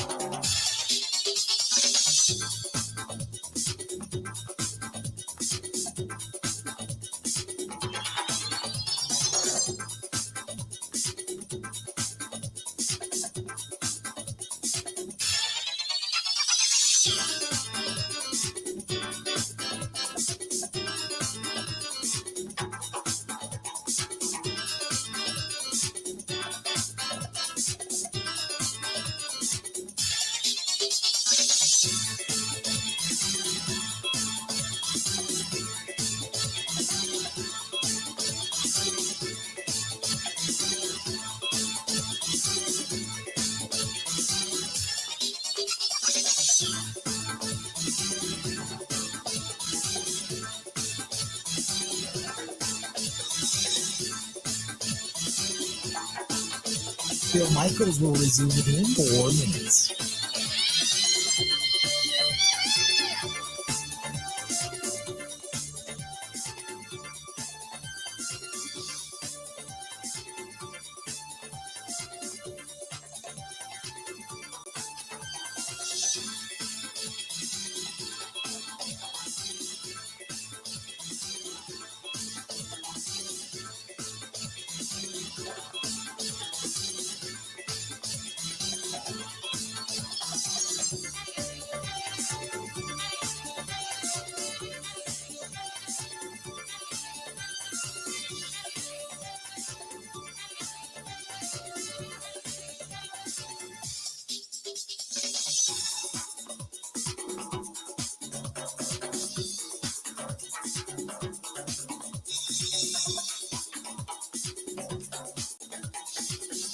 Bill Michaels will resume in 3 minutes.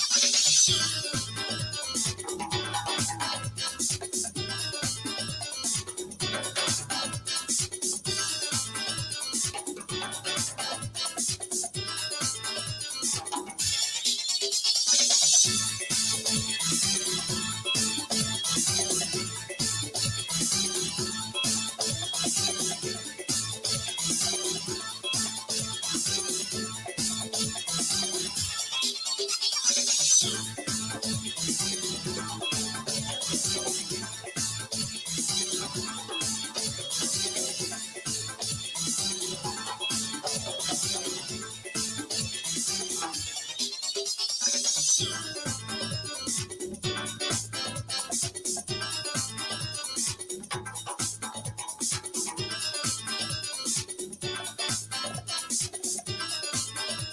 Michaels will resume in 2 minutes.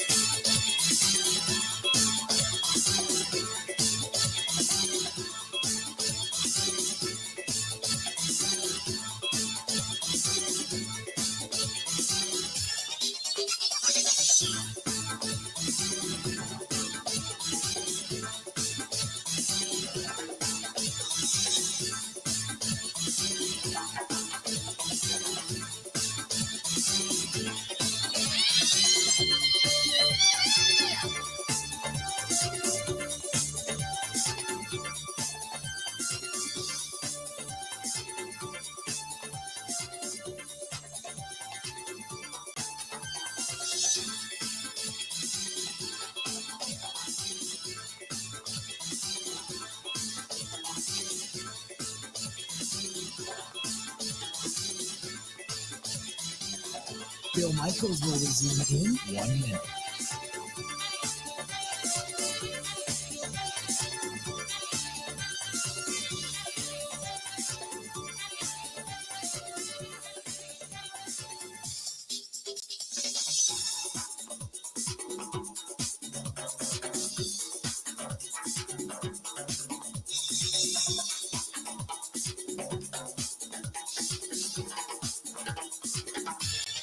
Bill Michaels will resume in 30 seconds.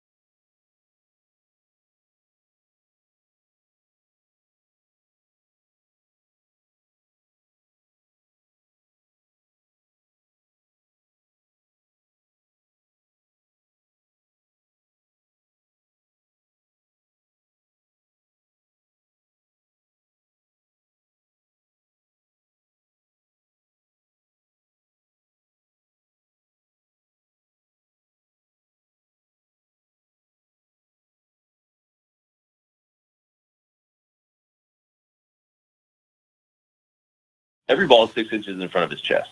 It's just a natural thing. So he understands Devontae. They also share that that affinity for Devontae is very confident. He's a very confident receiver. And there you go. So that's the explanation, that they've been wanting this to happen for a while. They've always had a good relationship. They've always had a good affiliation. They've been wanting this to happen. And so this discussion about Davante Adams wanting out of Green Bay years ago to play with David Carr or play with Derek Carr has been something that's been in the churn for a while. And they thought it was going to happen a couple of years ago, and it didn't. So that kind of takes, first of all the information that we kind of thought to be true and throws a different light on it, where, you know, the decision or indecision of Aaron Rodgers, whether it was or wasn't going to sign and what was going on, and his discussion on the Pat McAfee show about Devontae and such, it kind of changes that look. The optic is different now. Knowing that Devontae wanted to leave, he had no intention of signing with Green Bay. None. He wanted to leave, period. And it's not because of some hatred to the Packers. He just wanted to play with Derek Carr. It does, however, give me a moment for pause. You can look at it as two different ways. One is, even though he wanted out, Aaron Rodgers, that was his guy. He talked about Devontae being the best receiver in the league and about promoting him and talking about how great he is and the reason he should be considered the best. Okay. So on one hand, you can say Aaron Rodgers doing his buddy a solid, man. Just even though he knows he wants to leave, doing him a solid. Or on the other hand, you can say he didn't want him to leave. He did anything and everything he could to get him to stay. Don't want him to leave. I'll force the ball to him, man, in the most crucial situations. I won't look for anybody else. You're the guy. You go make the play, because I don't want you to leave. I want you to be the hero. I don't want you to leave, because I know what my numbers mean if you leave. Maybe in that sense, in a selfish sense. But that also then leads you to believe that once Aaron Rodgers gave the diatribe about, you know, how the organization treats players, that the organization then could have said, you know, hey, we want to make you the highest paid wide receiver in the league. Devontae said, no, I want to leave.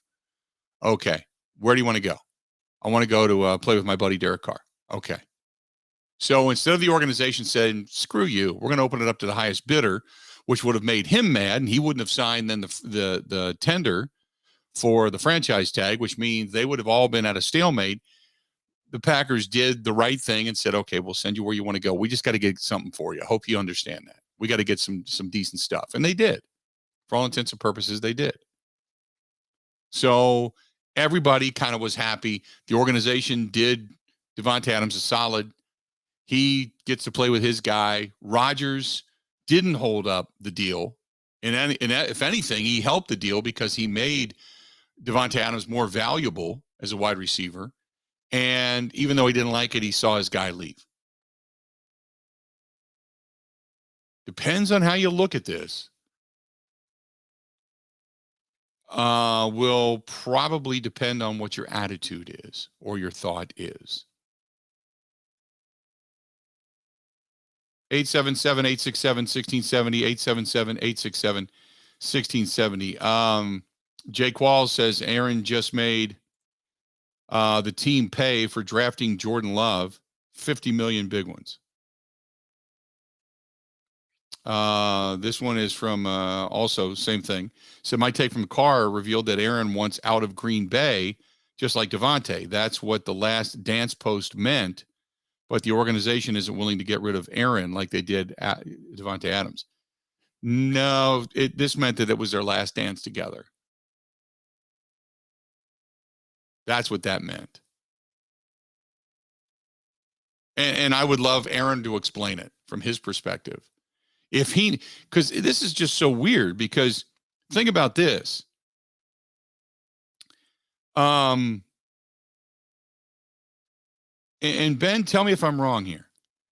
So if Rodgers knew that, because we all took it as Rodgers wasn't coming back when the last dance post was put up.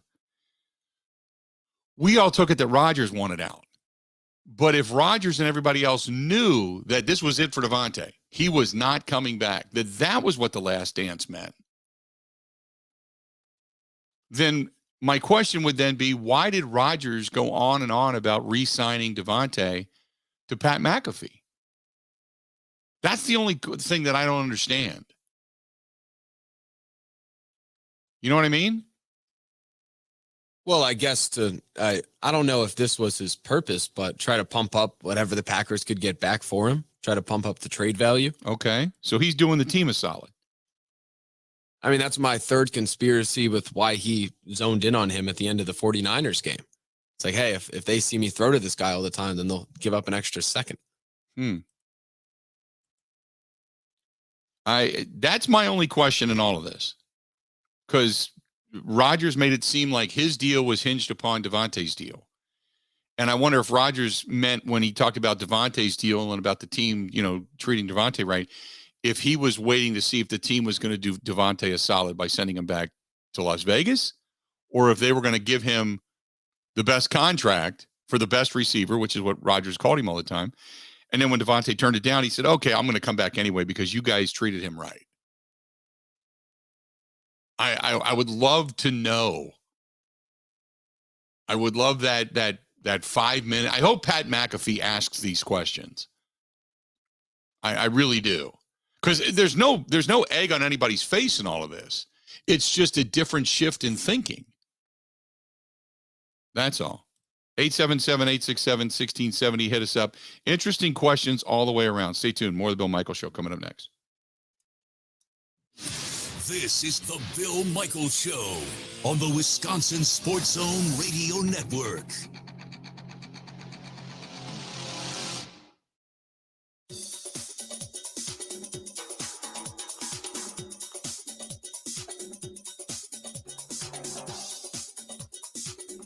Bill Michaels will resume in 3 minutes.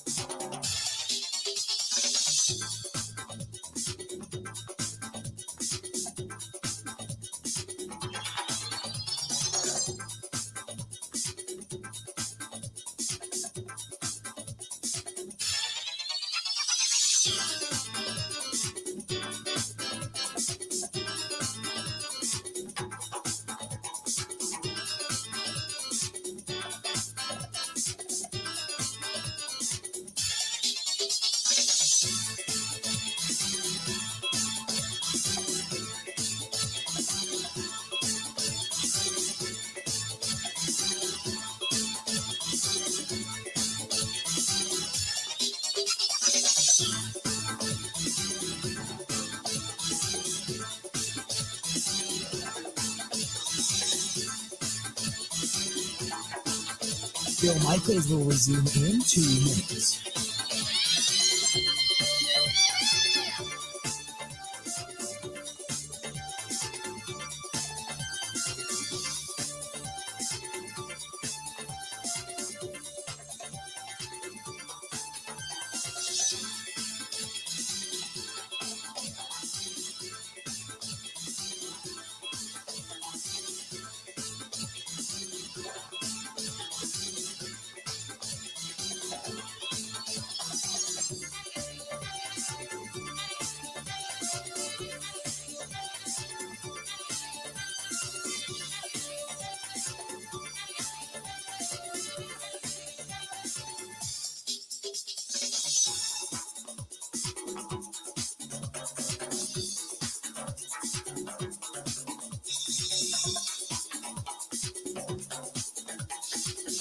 Bill Michaels will resume in 1 minute.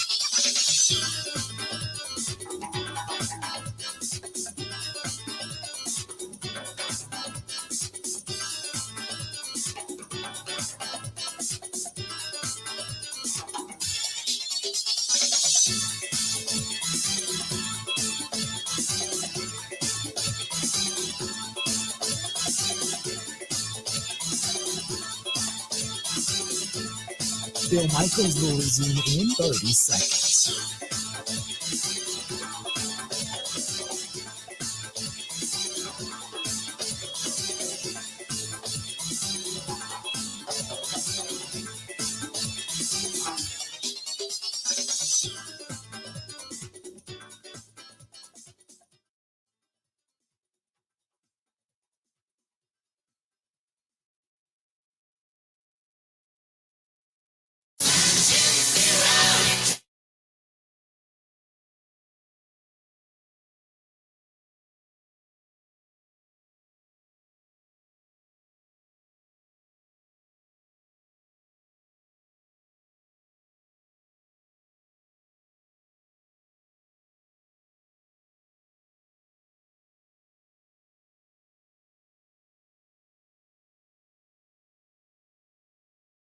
That is getwabam.com. And whether it's industrial cleaning supplies or things for your home, or, and I've said it before, girls, guys, if you are a car person, a motorcycle person, a boat person, you cannot go wrong. Whether it's the wipes, the ceramics, the whiplash, which you spray it on there, and then the bugs and stuff just fall right off. Oh, it's so good.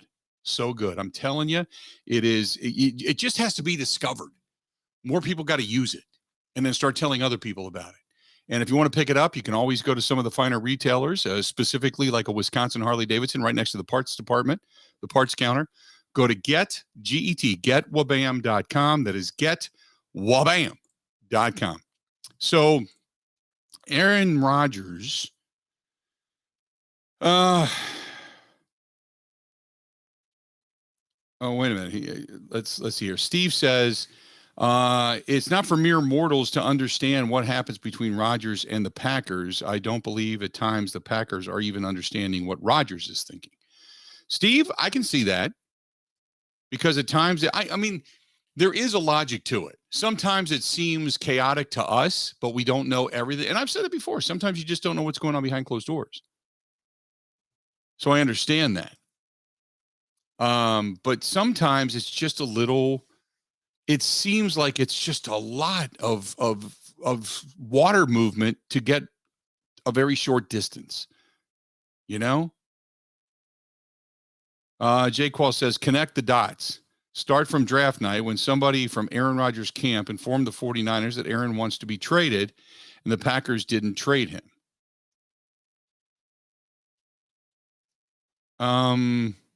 That's not what happened, though. The information was we made a call to the Packers, and Rodgers said, well, if they wanted to do that, I'm okay with that. And that's when everything started to leak out, and everybody started to question, well, wait a minute. Why is he okay with that? Why would he want to leave the Packers? And that's when we found out all the information. So it didn't necessarily happen in that way. I understand it. But the bottom line is Rodgers, had he wanted out, and I mean wanted to force his way out, he doesn't have to sign a contract. If he wanted out, he could have forced his way out and turned it over to Jordan Love. Had they not, they being the Green Bay Packers and Aaron Rodgers together collectively, not kind of buried the hatchet, and things then became a lot better. So I don't think it's the Packers. And the Packers, I think, also probably did not want to trade Aaron Rodgers. They know what they have in him. But you're not going to keep him out of spite if he's unhappy, and you're not going to go for it and start pushing all your chips to the middle of the table, specifically defensively and with free agents and kicking the can down the road with many of these guys that you had to restructure. You're not going to do that if you're just trying to make a quarterback happy. I mean, you're legitimately going for it. So regardless of what maybe the thought is or was, it's not that way anymore. Devontae, on the other hand, he wanted out. He wanted out.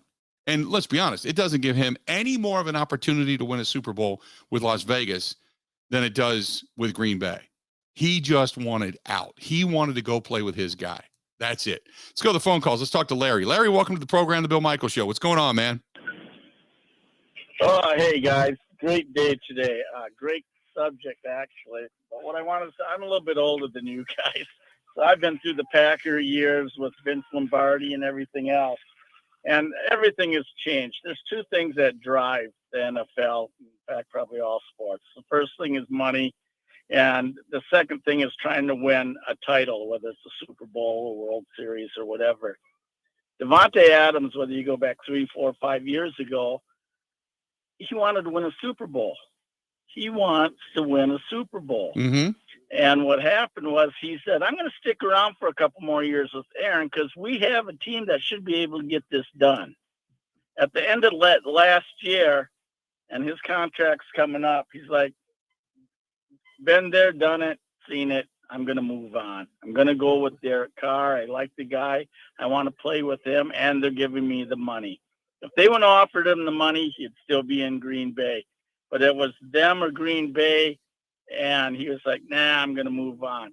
He has less of a chance winning the Super Bowl, in my opinion, in Oakland. or Right. No, I agree with that. Out in Yeah. Las Vegas, I don't think he has You the know, same amount of chance. Yeah. Not even close. And I believe that Rodgers we got a good team here, and I would like to put another Super Bowl behind me. Plus, I'm the highest paid player in the NFL. Mm-hmm. So I've got nothing to lose in staying in Green Bay. But those two things drive. It has nothing to do with friendships or what the other guy's going to do. I just don't believe that. It's got to do with, do we have the players to win a Super Bowl? And are they going to pay me the money in reverse order? I just believe that. This whole thing that his brother is bringing up, that's crap in the wind as far as I'm concerned. Sure, they talk about it. You always talk with your best friends and talk about, hey, man, it'd be nice to play together. Mm-hmm. But if they're not going to offer me the money, I ain't going to go there. So 5 years ago, they weren't going to offer him the money, and he had a better chance of winning a Super Bowl, and that's why he's there. Now, go ahead. Switched over. Yeah, That's it. That's all I wanted to say. All right, bud. Appreciate it, man. Thanks for listening too. I certainly appreciate that. Going back to the Aaron Rodgers side of things, I think Rodgers wants, and I'm not saying he wants, I think he desperately wants another Super Bowl in Green Bay. I think he wants two. But I think he desperately wants to get another Super Bowl under his belt in Green Bay. I 100% believe that. 100%. As far as wanting to play with your guy, and Devontae wants us, I see that I don't understand. I mean, I get it that he wants to play with Derek Carr, but listening to his interview this year, he had said that his career is not going to be complete if he doesn't win a Super Bowl. He wants to go where it gives him the best chance to win a Super Bowl. If he thinks that going to the AFC West gave you a better opportunity, I think he's crazy. I think he's crazy. 2 down, 2 yet to go. Rob Reichel is going to give us his thoughts on all of this. And I can't wait to hear what Rob has to say. I'll tell you that right now. Stay tuned. A lot more of the Bill Michaels Show. It's coming up right after this.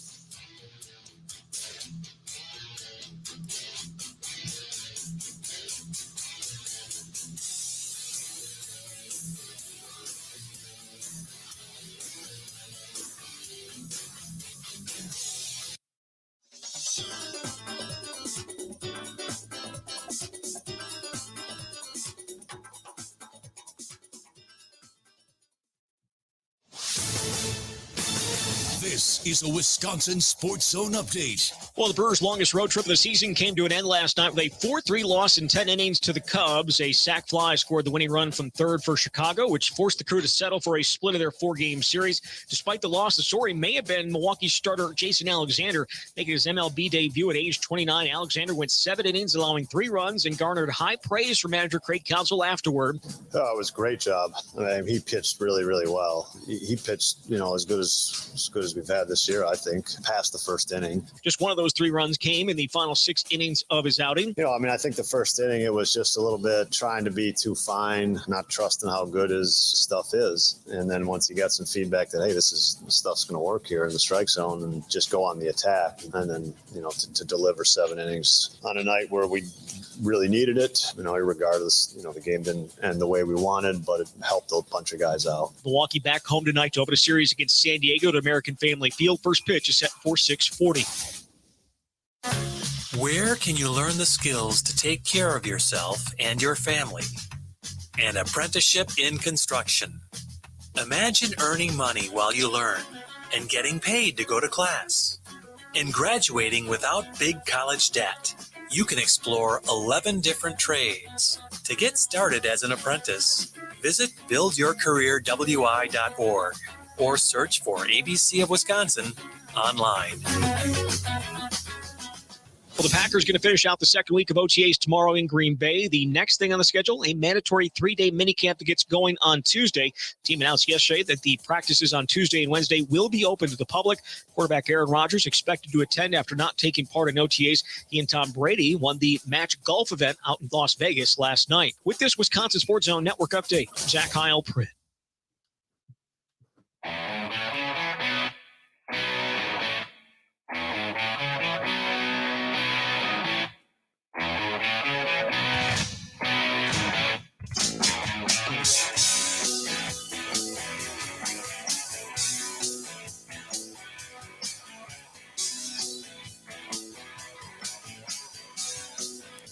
Welcome back. Glad to have you. Hour number 3 of the Bill Michaels Show.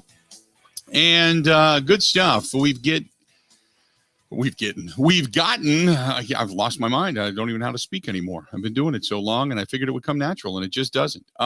We've got some discussion, because what we have found out today from David Carr, Derek Carr's brother, states that, the conversation between Davante Adams and Derek Carr has been ongoing, and they thought 2 years ago this was going to work out. And Davante Adams always wanted to go to Vegas, was not going to return to the Green Bay Packers. There are some questions there, I guess, if you want to ask yourself a few, like, well, if that was the case, then why was Aaron Rodgers going on the Pat McAfee show about signing Davante when it came to the Packers? So a lot of different stuff to get to. And joining us now on the hotline, our good buddy, Rob Reichel from Conley Media, Forbes.com. You can read his stuff at Rob Reichel. A lot of Packers coverage there as well. Rob, how you doing, pal? I'm great. How are you, Unit? I'm good. So we get the revelation today that this has been in the works for going back as far as 2 years to get Davante Adams out of Green Bay. And Davante had absolutely no intention of returning to the Packers, that he wanted to go one place and one place only, and that was to Las Vegas. So now that we know this, we kind of knew it before, but now we get confirmation. Any reaction to that? I would just say I'm not surprised at all, Bill. And, Ben and I were talking a little bit off the air. I think there's a lot of factors here. Obviously, and it'll be interesting to hear from, hopefully Rodgers next week if he shows, for some of the mandatory stuff, Bill, and certainly when Adams talks next. But there's clearly a link, all the way back to their college years with him and Derek Carr. He's a West Coast guy. He has talked at length for several years how he'd like to finish his career and play there later on. And I'll just be honest, Bill. I don't think there was much of a relationship there whatsoever between the quarterback and the wide receiver, off the field. And now you don't need that necessarily to excel on the field. And Adams has proven that. And he certainly was the beneficiary of seeing a lot of footballs. I think he was targeted 169 times a year ago, Bill, when he put up those all-world numbers that he did. But I'm sure he wanted to keep it quiet, Bill, if he had any kind of rift or beef with the quarterback. We've seen how things have worked out through the years for guys like Greg Jennings or Jermichael Finley or Kabir Gabajamila at one point spoke up about the quarterback. Donald Driver even made a couple of comments, and it seems the fan base immediately jumps into Rodgers' corner, and whoever it is who had a negative word to say about the quarterback becomes, public enemy number one. You start to connect the dots here, though, Bill, and add it all up. Davante Adams is a really good guy. Greg Jennings, you know him well. He was a really good guy.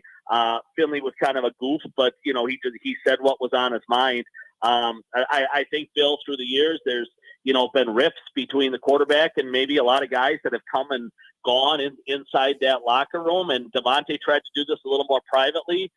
This is the first time word has obviously leaked about it, Bill. But again, you kind of ask for a reaction. I'm not surprised whatsoever, because he's not the first and he won't be the last. Is this because remember, Rodgers said last year, people come here to play with me. Since then, Davante Adams, MVS, and Equanimeous St. Brown all are gone. And they're not taking less money to stay in Green Bay. Is this basically what you're saying? Is this is indicative? The guys come, they think he's a terrific quarterback, but they don't want to deal with the ego. They don't want to deal with the head. They don't want to deal with the look at me, and they want to get the hell out of here. Yeah, I certainly can't speak for all of them, but I chuckled when he made that statement, because I'm trying to remember of the last time, so there was a big free agent splash at the wide receiver position, and the player said he came there to be with Aaron Rodgers. Maybe a Jimmy Graham would be about the closest thing we've seen in the last decade or so, Bill. But again, by that point, Jimmy was washed, and Green Bay got him on the cheap and at the later stages of his career. So, no, I mean, Bill, several players have said a lot of things off the record to a lot of reporters inside that locker room through the years about the quarterback. They're terrified to go on the record with it again, because they've they've seen what's happened in the court of public opinion to the Jermichael Finleys, to the Greg Jennings of the world, who again are immediately casted as the villain here. I mean, everybody wants to take the side of the quarterback, but I've said for years he's extremely high maintenance. He's a tough guy to work with. He's a tough guy to please. I mean, Bill, we've seen it inside his own family. He's had these enormous rifts with his parents and his siblings and things like that. He's not an easy guy to coexist with. And, so again, just specifically back to Adam, I don't think this should come as a great surprise to anybody that he maybe wanted to line up and give it a go with another quarterback. And let's not sell Derek Carr short. He's a top 10 quarterback as well. So a lot of this, I think, is going to and could work out really well for Davante Adams long term. So what did you think of the inside via the quarterback and last night, the match? Well, I didn't watch any of the golf, I'll be honest with you, Bill. Football players, playing their second or third sport doesn't intrigue me a great deal. But I will say this: it certainly was interesting afterwards that Aaron Rodgers always knows when the cameras are the brightest and the most eyeballs are turned to TV sets, when to create a little bit of drama. And it wouldn't be Wednesday night in the middle of June when he had that opportunity and he passed on it, and telling the world again last night that I forget the exact quote, Bill, but that the end is near for him, and to correlate it to a golf type of a deal. I mean, I don't think that should surprise anybody that he's on hole 16, 17, 18. He's a complicated guy. He's got a lot off the field, I think, that tugs and pulls at him that he's interested and intrigued in.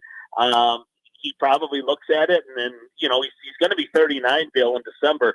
That the grind of this becomes enormous, especially in the off season. The football stuff is really fun, but again, getting from January to September is a long time. And when you take a guy like that who has so many off the field interests and is tugged in a lot of different directions, I'm sure there's a number of things, Bill, in his life that are a lot more fun than going to the gym and working out and trying to get ready for an upcoming season. So I do think the end is near. If you're the Packers, Bill, and you just inked them to this big contract, you have to be a little nervous when you hear things like that, because the financial implications. If he opts out, let's say he retires, Bill, after the 2022 season, I think the cap hit for Green Bay is roughly $70 million. If he plays through 2023, Bill, and retires, let's say, in the spring of 2024, the cap hit is a little more manageable. It's about $30 million then, and it continues to go down over the rest of the life of that contract. But Bill, let's just say 12 months from now, he's no longer a member of the Packers, that he's retired from football. You could almost flush the 2023 season down the drain, because a $70 million cap hit is just one that no organization can handle and expect to put a winning football team on the field. So let me ask you this in this sense, because I get what you're saying, and I completely understand it with the amount of money that's going to be hitting the Green Bay Packers. Is their window just the next 2 years? Is that it? It's tough to say. I would have even told you that a year or two ago, Bill, that their window might have ended after 2021. I didn't anticipate this contract extension with Rodgers. I thought they'd turn it over to Love by now and start going in that direction, and might need a year or two here, and then they'd be relevant again by about 2023 or 2024. It's tough to say, Bill. They're going to have a championship level defense here the next couple of years. There's no question about it. I do think at the end of the day that group of wide receivers they're going to put on the field here in 2022, you're going to be talking about it all fall, kind of like you did with the special teams last year, Bill. I think that's going to be the Achilles heel. I think that's what's going to hold them back from beating the great teams in the league. The Rams, the Buccaneers, the 49ers, the Bills of the world. I don't see that group being good enough to get Green Bay to a championship level. And maybe Gutekunst has a move or two up his sleeve here for 2022. But it's gonna take a kid like Christian Watson a year or two, Bill, before he turns into a high level wide receiver. Those older guys on the roster, again, either are kind of has-beens or never were. The Watkins, the Cobbs, the Lazards of the world. It's going to be tough for them to win a championship. I would honestly think, Bill, 2023, if Rodgers is still around, as these young guys grow up at wide receiver, might be a better opportunity for him to win because the defense should still be largely intact, and I think the offense will be even better. You start to run into problems down the road where you'll 2024 and beyond, Bill, but where you're going to lose a lot of these guys or the cap numbers become so big you're going to have to cut players and things like that. So I think it's a fair assessment what you said. It's a 2-year window probably right now that you're looking at with Rodgers, although again, Bill, with this group of wide receivers, they'll win the NFC North. I think they'll win a playoff game, but I just don't see them as legitimate Super Bowl contenders to win a championship with that current group of wide receivers. That was going to be my next question. Do you think that they have something else up their sleeve? I know you kind of mentioned this, but do you think that there is something else that there was nothing that came out over the last couple of days since the cut down day happened? So let's like kind of throw that out of the window. But do you think there's something else up Gutekunst's sleeve that says they're going to bolster this team? History tells us no, Bill. I mean, if ever since Ryan Wolf has left the building, they don't make these crazy big splashes from this time. They found Devondre Campbell on the street last year, but again, that's a 1 in a million kind of deal. The way he worked out, obviously at inside linebacker, just from Ted coming on, Bill, in 2005 up until today. You just haven't seen a lot of splashes from them, certainly in the offseason and then at the trading deadline. Again, if they're going to get over the hump, Bill, though, and pass the Rams and pass Tampa Bay and pass the Bills and Kansas City and the Bengals and the powers that be in the league, I mean, they absolutely still have to go out and add at least a number 2 level wide receiver, Bill, and obviously a number 1 in a best case scenario type of situation. Maybe Gutekunst, Bill, is letting this play out through training camp, and maybe he'll take this to the trading deadline. Remember now, it's certainly later than it's been with it being the end of October. Teams get 7, 8, 9 games under their belt today. It only used to be a month that they would get, and the trading deadline would come up on us and sneak up on us early in the year, Bill. Now you get about halfway through the season. But boy, even then, Bill, that's late to add. Let's just say it's a DK Metcalf type of player. It's late to add him to your roster with only a couple of months leading into the postseason. My current feeling, Bill, is this is the group they're going to go to battle with, and they're hoping for the best, and they'll try to win with defense and a run game and a quarterback that picks the spots and tries to pick people apart when they load the box to take away Dillon and Jones. But Bill, if that's their ultimate master game plan, I don't think it's a particularly good one. There's no question they need to add another receiver. We're all just going to sit back and wait, and I guess they'll find out if it's something they end up doing. Talking with Rob Reichel, Forbes.com, Connolly Media. You can read his stuff over at Rob Reichel over on Twitter. Real quick before I let you go, Rob, I wanted to ask you the defense. We had talked about it, and does this defense have that top 5 capability? Because if they do, then you kind of say, okay, the offense doesn't have to be nearly as explosive as we would like because the defense would be that good. But do they have even that capability to be consistently top 5 across the board? Undoubtedly, yes. Yes. And again, I think they'll win 11, 12, 13 games again with this group, Bill, and they'll run away with the NFC North and win that by 5 games like they have each of the last 2 years. I think they'll be in the hunt for a number 1, playoff seed again, probably end up in that 1, 2, 3 range when it's all said and done. But Bill, when you get late in the season, when you get to January, and everybody saw this last year in the 13-10 loss to San Francisco, and remember, that was with Devontae Adams. At some point in time, you need high-level offense, and you're going to see plenty of high-level offenses. You'll see a trio of stud wide receivers in Tampa Bay and with the Rams, and Mahomes is going to have them, Billy, and Buffalo does too. Green Bay's defense is going to be outstanding, Bill. I mean, the addition of these 2 rookies, it may not click in the first 6 or 8 games, but certainly by January, I think those 2 will be really difference-making type of players. The secondary is as good as you have in football. You have an outstanding pair of outside linebackers with Gary and Smith. I mentioned Campbell earlier coming off the monster year he had. That they're so deep up front, Bill. I mean, Kenny Clark's an all-pro level player. Lowry is a real sneaky addition was Jaron Reed. And, in the offseason, Wyatt's going to turn into a nice player for him. Slayton's still there. I mean, so they're as deep, Bill, as they've been in a decade up front. But at the end of the day, Bill, to me, when you get to January, you've got to find a way to get to 27 or 30 in a game against Tom Brady or in a game against Matt Stafford or Josh Allen. I don't care how good your defense is. And right now, that to me is the number one question with that football team. Is that something they can do? And right now, I don't think the answer is yes. Rob, great stuff as always, buddy. We'll continue to watch the saga that is, and then we'll touch base again real soon, okay?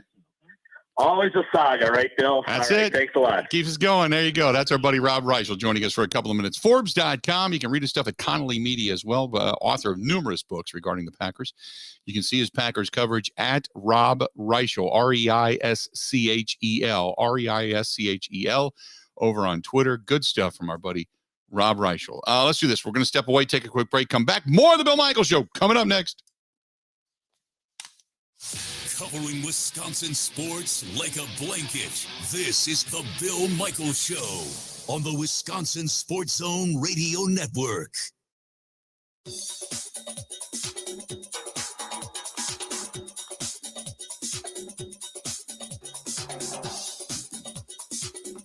Bill Michaels will resume in 3 minutes.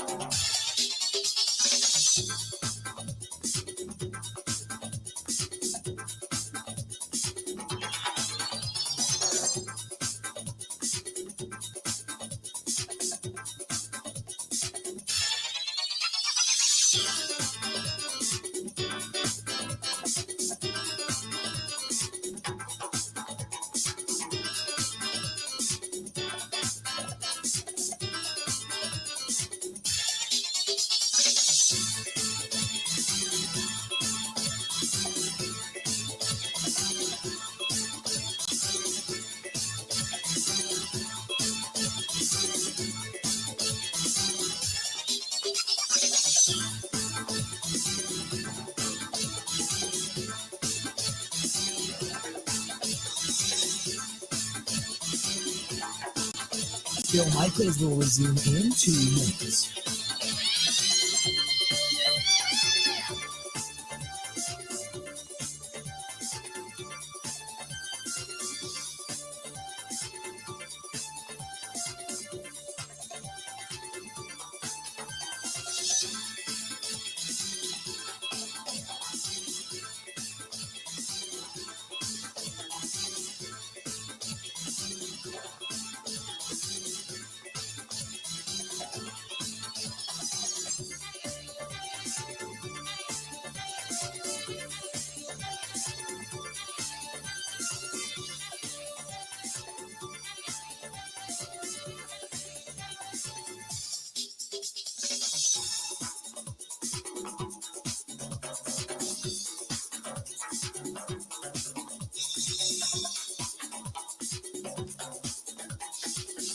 Bill Michaels will resume in 1 minute.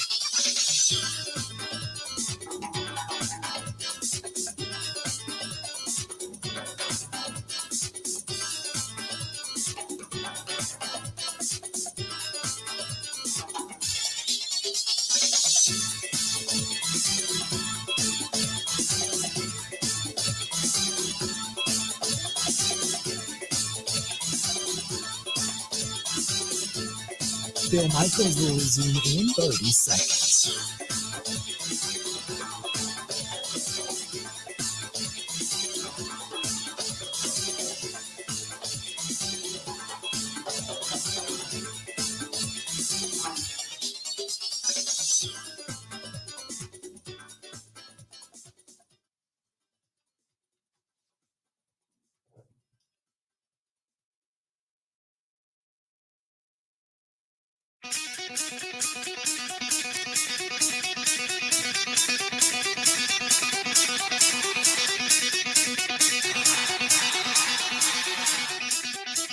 Bill Michaels Show, we continue on. Good stuff from Rob Reichel talking about Aaron Rodgers. And if you're just tuning in, David Carr, Derek Carr's brother, was on the Rich Eisen show and said that Davante Adams and Derek, his brother, have been wanting to play together for years. And it's not just one of those things where it's kind of like, it'd be nice to play with you someday. It's something that's been in the works for years. They thought they had a deal in place a couple of years ago to get Davante Adams out of Green Bay. And he wanted to leave Green Bay. And it took him 2 more years down the road before finally Davante basically said, I'm not playing for the franchise tag. I'm not going to play here. It's not going to happen. So you can deal me away and get something for me, or I'm just going to sit out, but I'm not playing here. So interesting stuff today as the revelations, like an onion, continue to peel away from the each layer from the center. And how do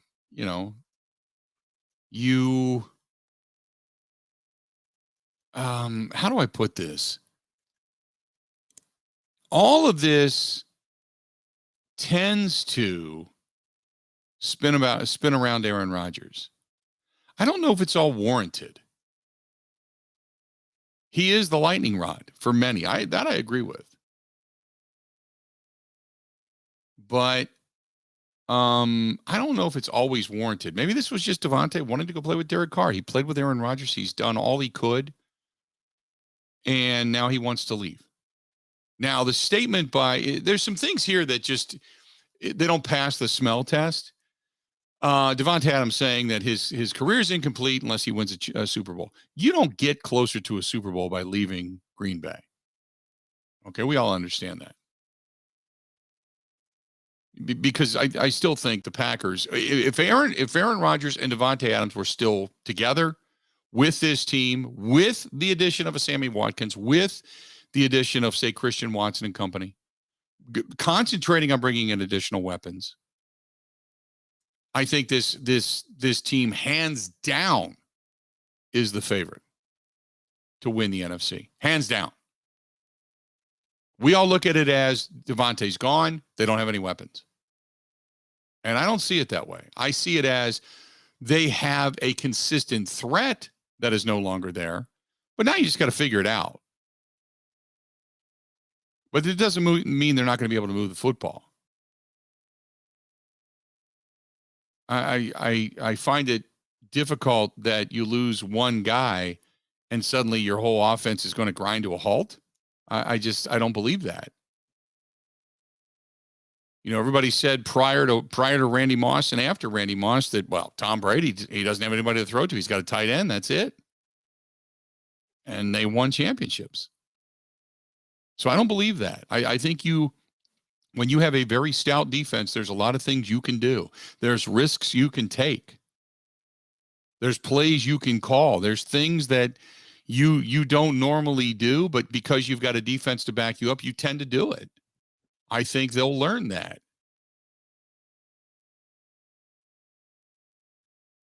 I don't think it's going to be as bad as people are making it out to be. I think you're going to see the offense operate a little bit differently, maybe. But do they take a step back? Yeah, in some way, shape, or form. But for what, 2 games, 5 games? I can't imagine that they can't figure it out all season long. That just the loss of Davante has completely derailed the Green Bay Packers. And if it does, then Aaron Rodgers should give back the back-to-back MVP awards. Because Aaron Rodgers is going to have something to say about this. 877-867-1670. You want to make a comment? Do it. This one's from, who's this from? This is from Tom. Tom says, did you listen to Brady last night? I would not be too confident if I'm the Buccaneers about my quarterback. It was interesting. Yeah, you're talking about the discussion after the match last night, right? When Brady said, I'm kind of like, split. I think he said like 55-45. 55% of him wanted to retire. 45% of him wanted to come back, or vice versa, however I read that. But that he said, well, once you make the decision, then you're kind of like, okay, now I'm back. But he even said it. He said, I think if I remember correctly, he said something to the effect of, okay, you make that decision, and now it's like, oh, okay, I got to get ready for the season. That's not jumping into it with both feet and your whole heart in it. Do I think that Brady's going to play competitively? Absolutely. He's just got that in him. But do I think, the old adage is, once you truly get to the point that you're ready to retire, retire. Don't try to milk it for another year or two. It doesn't work out well. Just doesn't work out well. I don't think Rodgers is ready to retire, but I think he, Rodgers alluded to it. I think he knows. He's walking up 17 or 18. He's close. He's close. I think sometimes when you get to the point in your career, especially when you have enough money, that you don't have to play, and there's something in you that says, I don't have to do this anymore. If you don't have the fire to say, but I love it, I eat it, I breathe it, I sleep it, I want to do it, then that's when you realize it's time to start packing it in, because the grind becomes that much more of a grind. The cold becomes that much colder. The heat becomes that much hotter. So I don't think Rodgers is there yet. But, we'll like everybody else, we'll see. We'll see what the world offers. In the world of Aaron Rodgers, that is. But getting back to the original point, and as Tom was trying to make, this is not, I think, Aaron, there's a lot of different things you can think about when it comes to this situation with Davante Adams wanting to leave. You can say, well, he didn't want to stay to play with Aaron Rodgers. Then, well, that's true if he had more of an affinity for Derek Carr. If just he and Carr genuinely wanted to play together. Now, if it could be true that Davante Adams had some kind of an outlook. I'm not going to say a beef, because he didn't have a beef with Aaron Rodgers. But if he looked at this and said, like, Rob Reichel said, the quarterback's high maintenance, man. He's never happy. He's just a downer. He's always got some kind of BS thing to say in his quirky ways. He's demanding more money. He's the highest paid guy. He points the finger at everybody else. He doesn't take credit for his own ineptitude. You can go in all of that. You can do all of that and say, okay, yeah, there's the lightning rod that is Aaron Rodgers. But maybe it's just, he just wanted to go. He just wanted to play with Derek Carr. They got along together. They get along together. He lived with Derek Carr, and he saw an opportunity and said, I am going to leverage my way into this opportunity. Maybe that's all it is. Maybe for us or you or those who try to point the finger at Aaron Rodgers over everything, maybe there isn't any something here, How do you look at it? 877-867-1670. Hit us up. Again, 877-867-1670. How do you look at it? This portion of the program brought to you by our friends at Burn Pit Barbecue. They are veteran-owned. They are right here in the state of Wisconsin. They're good. It's a good product. I'm not BSing you here. It's not like I'm just trying to get you to pump up a veteran-owned product. It's good. I've had numerous friends that I've given them some of these sauces and rubs to, and they're like, oh, my God, this is really good. This is surprisingly good, rather than just being a local company. This is really good. So check out our friends. If you're a barbecue enthusiast, if you use rubs, hot sauces, fajitas, stuff like that, they have something for everybody. Go to burnpitbbq.com, burnpitbbq.com. They are a proud supporter of the Fisher House and our motorcycle ride. Again, burnpitbbq.com. More of the Bill Michaels Show next. Covering Wisconsin sports like a blanket.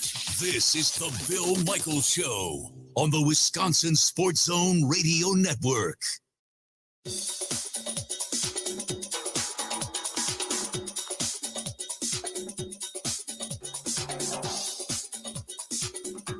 Bill Michaels will resume in 5 minutes.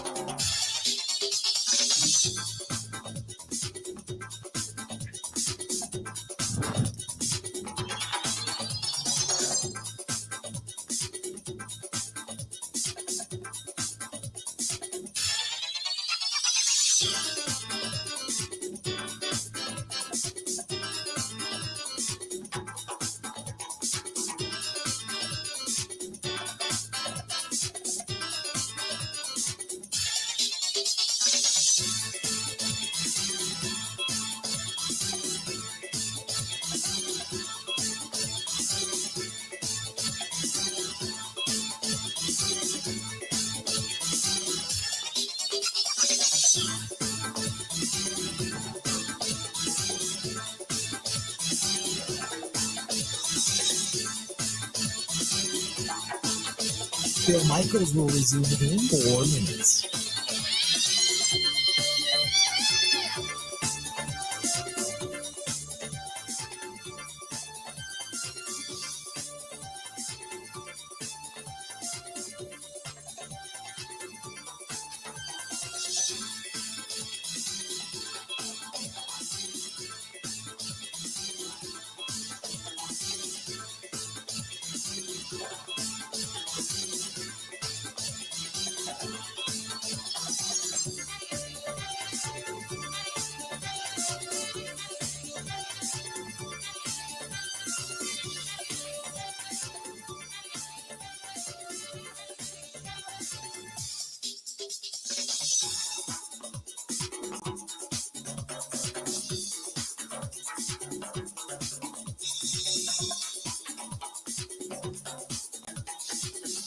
Bill Michaels will resume in 3 minutes.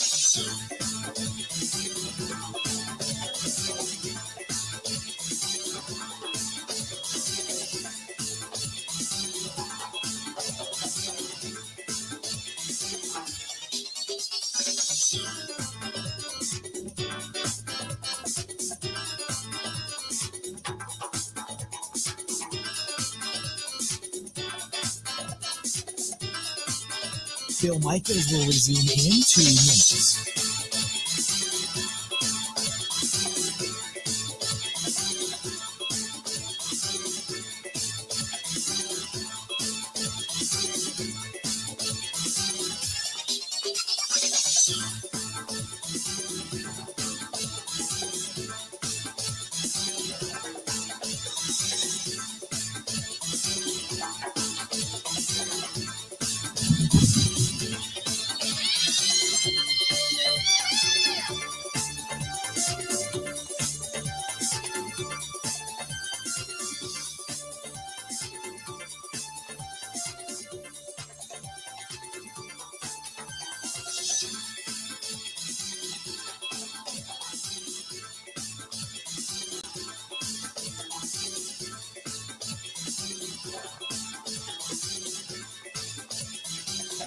Bill Michaels will resume in 1 minute.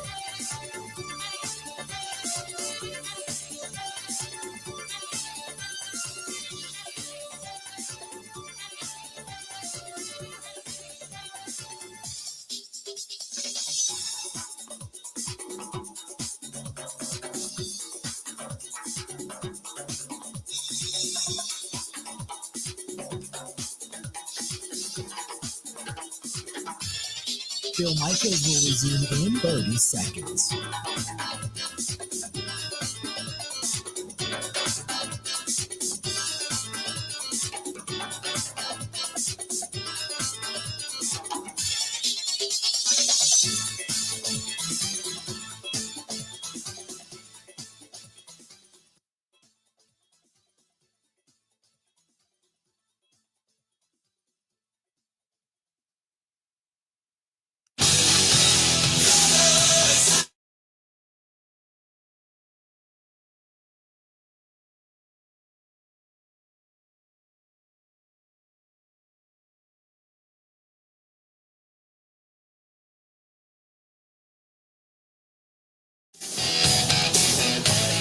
How we're looking. Bill Michaels Show. Enjoying the day. Enjoying the day. Hopefully you are as well. 877-867-1670. 877-867-1670. Hit us up. Want to hear from you. Again, 877-867-1670. This one is from Max. Max, we already read that. I'm sorry. Margot. Margot says, Aaron Rodgers is to blame for everything. Let's be honest. Everything revolves around the quarterback. I think everybody's being too hard on Aaron. She says that facetiously, by the way. I think everybody is being too hard on Aaron. Everybody wants to give Aaron all the praise and then give him all the grief. Sometimes there has to be a happy medium. I would agree with that. I've said that before. It's very sensible to say that now, because he is the guy that gets a lot of the credit. He's the guy that gets a lot of the praise. Then, of course, you have to,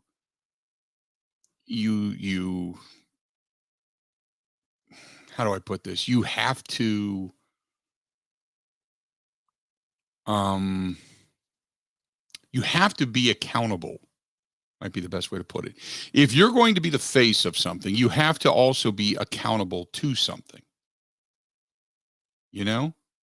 So that's the only area that we could say maybe there's a fault in. I think Aaron Rodgers is the ultimate competitor. I think he wants to win. I think he wants to win so much more than what I believe many of you even realize. I just go back to a conversation he and I had years ago, where he genuinely wanted to be considered the best quarterback in Green Bay Packer history. And statistically, the throwing of the football, the running of the football, what he can do with it, where he can put it, the placement of it, touchdowns, interceptions, yardage, all of that. He's technically the best.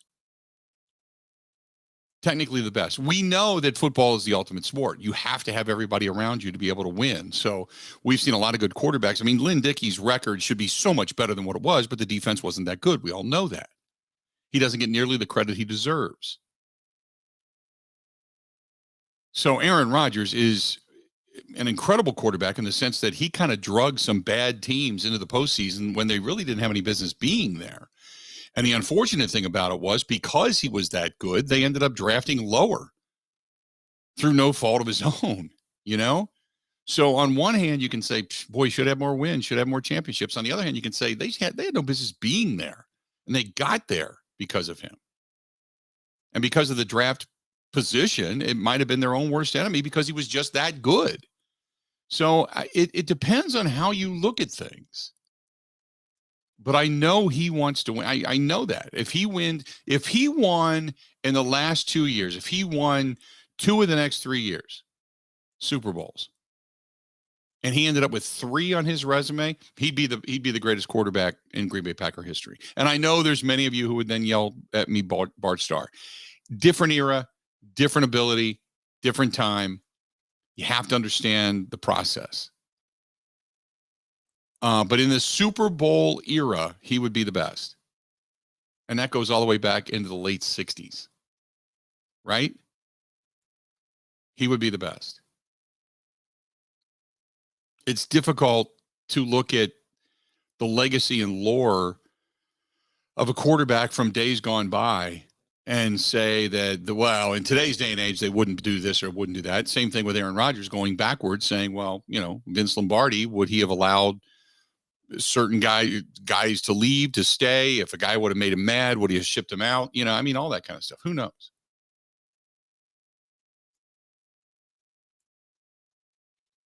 (877-867-1670). Hit us up. Mark says, sorry, he wasn't listening. The Blue Angels are in Eau Claire this weekend, and they're working out right now. Can't hear you. I will give you a lot of reasons that you can't listen. Okay? You got to go to a doctor. You're in the doctor's office. You got something health-wise going on. No problem. Boss has called you into a meeting. Got to go. No problem. Blue Angels blowing up supersonic sound above your house. No problem. You got me. You got me there, Mark. There's a lot of things in this world I can bow to. I'll bow to the Blue Angels. Go for it, man. If you have to run to your window and watch them or sit out on your porch and watch them, do it. I don't think you're going to put a headset in and listen to this program while the Blue Angels are flying by and still be able to hear us. So you go hang. If the Blue Angels are flying over your house, man, you're in. You're in. 877-867-1670. But I really do. I think that Rodgers wants to win more than most people, and he doesn't get nearly enough credit for that. And I've been as hard on Aaron Rodgers as anybody. I think if you've ever listened to the show, you can probably admit that. But in all this stuff, I know I'm not giving him grief for that. I think there's some things that you can think out loud about. There's a lot of stuff to bite on and chew on there, but all the negative stuff right now piling on. No, I think he wants to come back. I think he wants to win. He did the team a solid by giving them the ability to lower his salary this year and his base salary and put some talent on the field. I do. Do I wish that he would have said, "Hey, make it 20 million, give me 60 million over the next 3 years, 20 million a year, call it a day." How much is too much, right? Do I wish he would have done that? Absolutely. Absolutely. Would I have done it? I don't know. Probably not. I'd like to think that I would, but as our incomes raise, so do our toys, and so do our playtime, and so do our, our things to do. Not to say that I would ever blow through 60 million bucks, but you get it. It's like, the only way that 60 million is kind of like, throw it away. Who cares? He'd be leaving 90 million on the table compared to what he got. So who am I to say? Who are you to say? Because you don't know what you'd do. If we're living modestly right now, it's only because that's what our means allow. If you and I had 200 million in the bank, we probably wouldn't be living that way. We'd have some bills. We'd probably have some pretty big bills. We're not paying everything in cash. We'd probably have some pretty big bills, and we'd have to make more money to pay those bills off. It is what it is. The old adage is, as Patrick Ewing said years and years and years ago, we make a lot of money because we spend a lot of money. So when players make a ton and you get all mad about it, and I get all mad about it and say it's disgusting and they don't deserve it, I also then think to myself, hey, are they going to come into my town at any point in time and blow 20 grand on a dinner and tip a girl that maybe is a single mom trying to work her way through college, going to tip her $10,000? So be it. Make that money, spend that money. I'm all for it. 877-867-1670, 877-867-1670. Find us. 87. Got a couple things here. Couple things I want to get to coming up. I do want to go back to the Brewers discussion. And this is from Jason. Jason says, talking Brewers baseball, do you think the Brewers are on the downward slide right now, or maybe going through the midseason lull? I hope not. I hope not. God, no. We'll get into that. Did you see that Kobe Bryant's jersey? Where's this? I just got an update on this. Kobe Bryant, through the SCP auctions, the premier auction, it's underway, and the bidding has been coming in hot and heavy for the first couple of weeks. The item that has the most action on it right now is the Kobe Bryant game-worn jersey. It's the first ever to be photo matched to his rookie season playoffs. The one-of-a-kind jersey currently sits at $1,523,250, ahead of the close of the sale on Saturday night. The Mamba rookie threads are expected to go for anywhere from $3 to $5 million when it's all said and done. Wow. How about that? $3 to $5 million for they have photographically looked at this jersey and found it and matched it to his rookie game-worn jersey during his rookie season in the playoffs. So the Kobe Bryant jersey sits right now at $1.523 million. And when the sale ends Saturday night, the heavy bidding will really begin probably Friday night, Saturday morning, and then really become rambunctious as the evening goes on. So come Monday, we're probably talking about a jersey anywhere from $3 to $5 million for the Kobe Bryant jersey. Crazy money. You want to talk about some crazy money? There you have it. Crazy money. Speaking of money, here's another one. Forbes came out, gave us a list. Did you see who's a billionaire now? Oh, talk about players making a lot of money. Stay tuned. More of the Bill Michaels Show coming up next. Ready, This is the Bill Michaels Show on the Wisconsin Sports Zone Radio Network. Things in Wisconsin that are meant for each other. Beer and brats. Now you're talking. Chicago and playoff losses. Delicious. Sunshine in Pella windows. Gina Della from Pella. 44% more natural light enters your home when we install our innovative hidden screen. Available exclusively on Pella 250 series single hung, double hung, and sliding windows. It's super easy and sleek. The window screen folds away when closed, keeping it clean from the elements and preventing bugs from entering your home thanks to a tight seal. Best of all, you and your home get to bask in all of that extra sunlight. Yeah, but the wear and tear from opening and closing screens. It was designed and tested to last 9,400 cycles, the equivalent to opening and closing it every day for 25 years. Man, that's got to be expensive. Choose 0% financing for 72 months or a free upgrade to the hidden screen in our 250 series. Whoa, I need to jump on that now. Visit PellaWI.com today. Certain restrictions apply. See Pella Experience Center for details.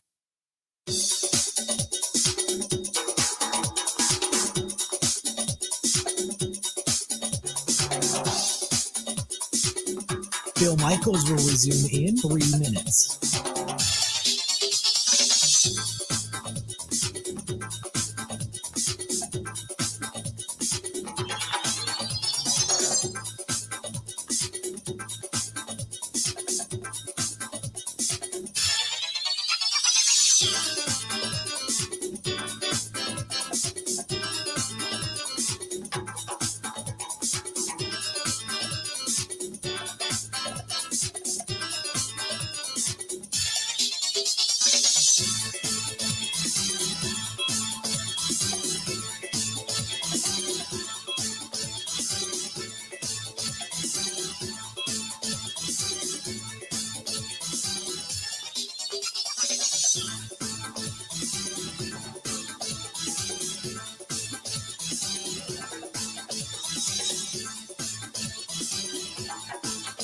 Bill Michaels will resume in 2 minutes.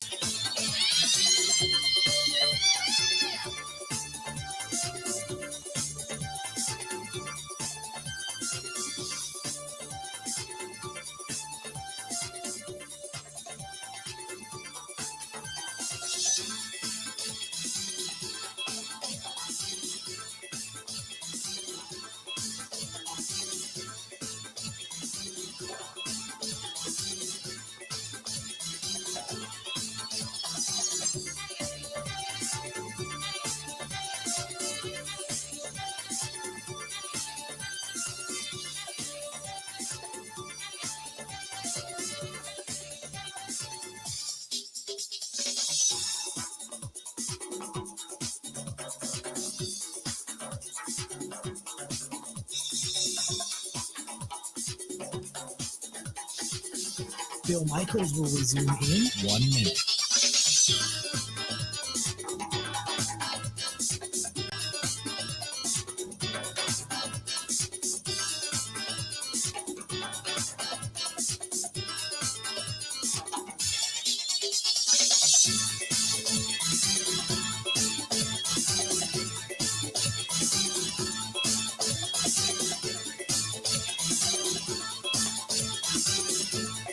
Bill Michaels will resume in 30 seconds.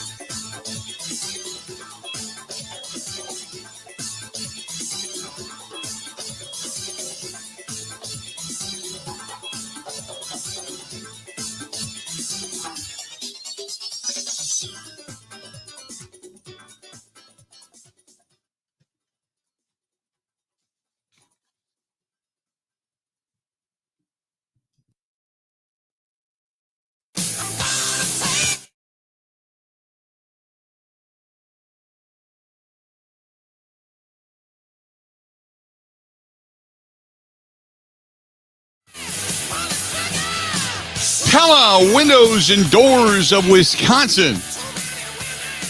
Good people. Real good people. And I've been telling you for a while now that they have got not only fantastic windows and doors, but they've got financing to fit everybody's needs. And they've got more and more and more innovation, which is also the best part about it. So when you talk about the innovation of what Pella Windows and Doors does, they're just really good people, and the financing they have is so incredibly budget friendly. It really is. The financing fits just about everybody, and the windows fit just about everybody, whether it's the two different types of vinyl windows, Impervia windows, wood windows, 3 different types of wood windows. They've got the roll screen that is actually inside the window. They've now got another screen innovation that actually lets more light in, but still has a screen capability. It's just, there's so much that they do, and they continue to be the masters at it. So if you're looking for windows to keep the heat out in the summer and the cold out in the winter, we all know that, to be economical, to add value to your home, all the reasons you would want to get windows to begin with. And by the way, lock them, seal them, kick plates, all that kind of stuff, safe. Nobody's getting in unless they're smashing through the wall. That ain't happening. So check out our friends at Pella Windows and Doors of Wisconsin. Go to PellaWI.com. That is PellaWI.com, or call them 855-PELLA-WI, 855-PELLA-WI, and see everything they have to offer for yourself. Really, really good stuff. What else do we have here for you? So remember we were talking the other day about the Miami booster that was in some of these, John Ruiz, the mega booster. He was the guy that was in part of the You documentary, and his company, MSP Recovery, they ended up going public. And that share price, John Ruiz's company, has dropped 86%. Now there's law firms investigating whether or not MSP and certain officers and or directors have violated the federal securities laws. This is the guy that just continues to find his way into business. He makes money and then goes to a fall. That's just kind of the way it's been for this guy. But the mega booster, John Ruiz, his company, MSP Recovery, went public. It was supposed to be this big day, gets in there, and then a short period of time later, it's already dropped 86%. And now they're saying, with some of the insider trading and some of the things that have gone on, it's not real. So that guy continues to find his way into the negative press. Hey, tragic news about Marion Barber, the former Dallas Cowboy. He was found dead, ended up passing away. Now, he did have some issues after his playing years, but he was just 38, 6 seasons with the Cowboys, who drafted him in the 4th round of the 2005 draft. But they said that they are heartbroken by the tragic death of Marion Barber. Old school, hard-nosed football player. He remember, he was Marion the Barbarian. In his 3rd season, he made the Pro Bowl. And the Barber had just 42 career starts, serving mostly as part of a 2-back system his entire career with Julius Jones or Felix Jones. But he was used as a red zone back a lot of the time because he would just punish guys. Finished his career with the Chicago Bears. Just the latest this year, when we talk about his death, for the Cowboys family, the Cowboys have also said goodbye to Hall of Famer Rayfield Wright, former assistant coach Gary Brown, longtime scouting director Larry Lacewell, Marilyn Love, who had been Jerry Jones' personal assistant for 40 years. So they have had quite a few passing down there in Dallas. But Marion Barber, the latest to do. Now, he did, and I don't know all the issues. I couldn't honestly tell you. But he did have some issues off the field after his playing days had come to an end. But I don't know if that played a contributing factor in all of this or not. But his career, at least in his look, ended too early, and just sometimes that's hard to deal with. I mean, I don't know. I couldn't honestly tell you what exactly happened, but it is what it is. So sad news. Sad news. Coming up the next hour, we'll get back into some of the Brewer discussion, and also go back to, you've got the NBA Finals getting underway tonight. Who you got? Who you got?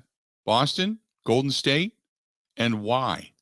We can go in that direction. OTAs continue in Green Bay as well. You're hoping next week you got mandatory minicamp. We'll find out if Aaron Rodgers, number 12, shows up and works a little bit with some of the younger guys that have been implemented into this offense that are at least being counted on to be semi-contributors at the very least. So we'll see if Rodgers decides to show and what's going to go on there. And then obviously, back here, our news of the day has been that David Carr, Derek Carr's brother, on the Rich Eisen show, talking about how Davante Adams has wanted out of Green Bay for numerous years, wanted to go back and play with Derek Carr, wanted to be his guy, and they thought they had a deal in place a couple of years ago that didn't work out.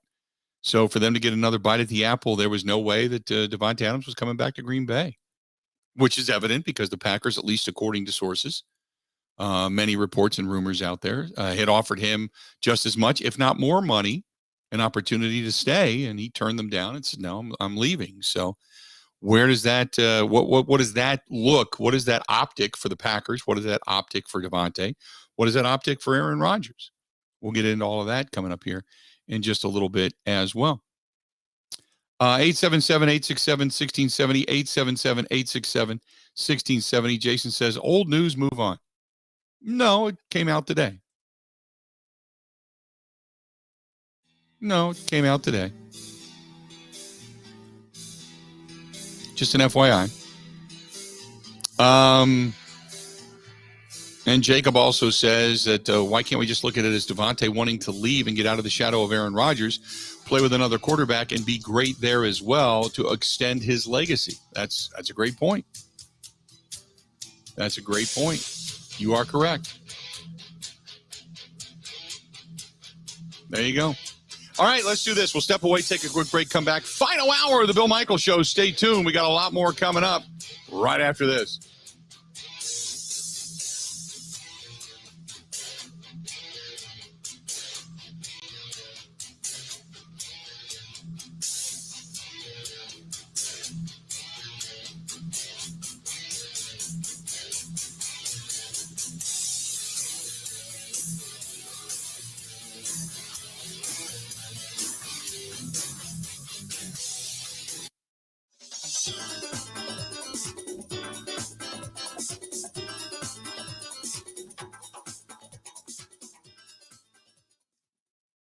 For nearly 40 years, ABC of Wisconsin has been helping men and women transform themselves into well-paid, productive members of their construction teams. Have you thought about a career in a skilled trade? These are the types of skills that could secure your future. Jobs that can't be outsourced to someone overseas.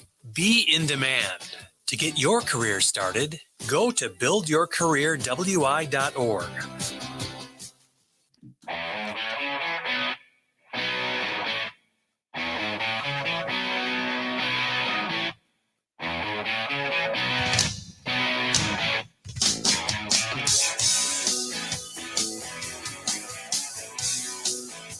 Welcome back.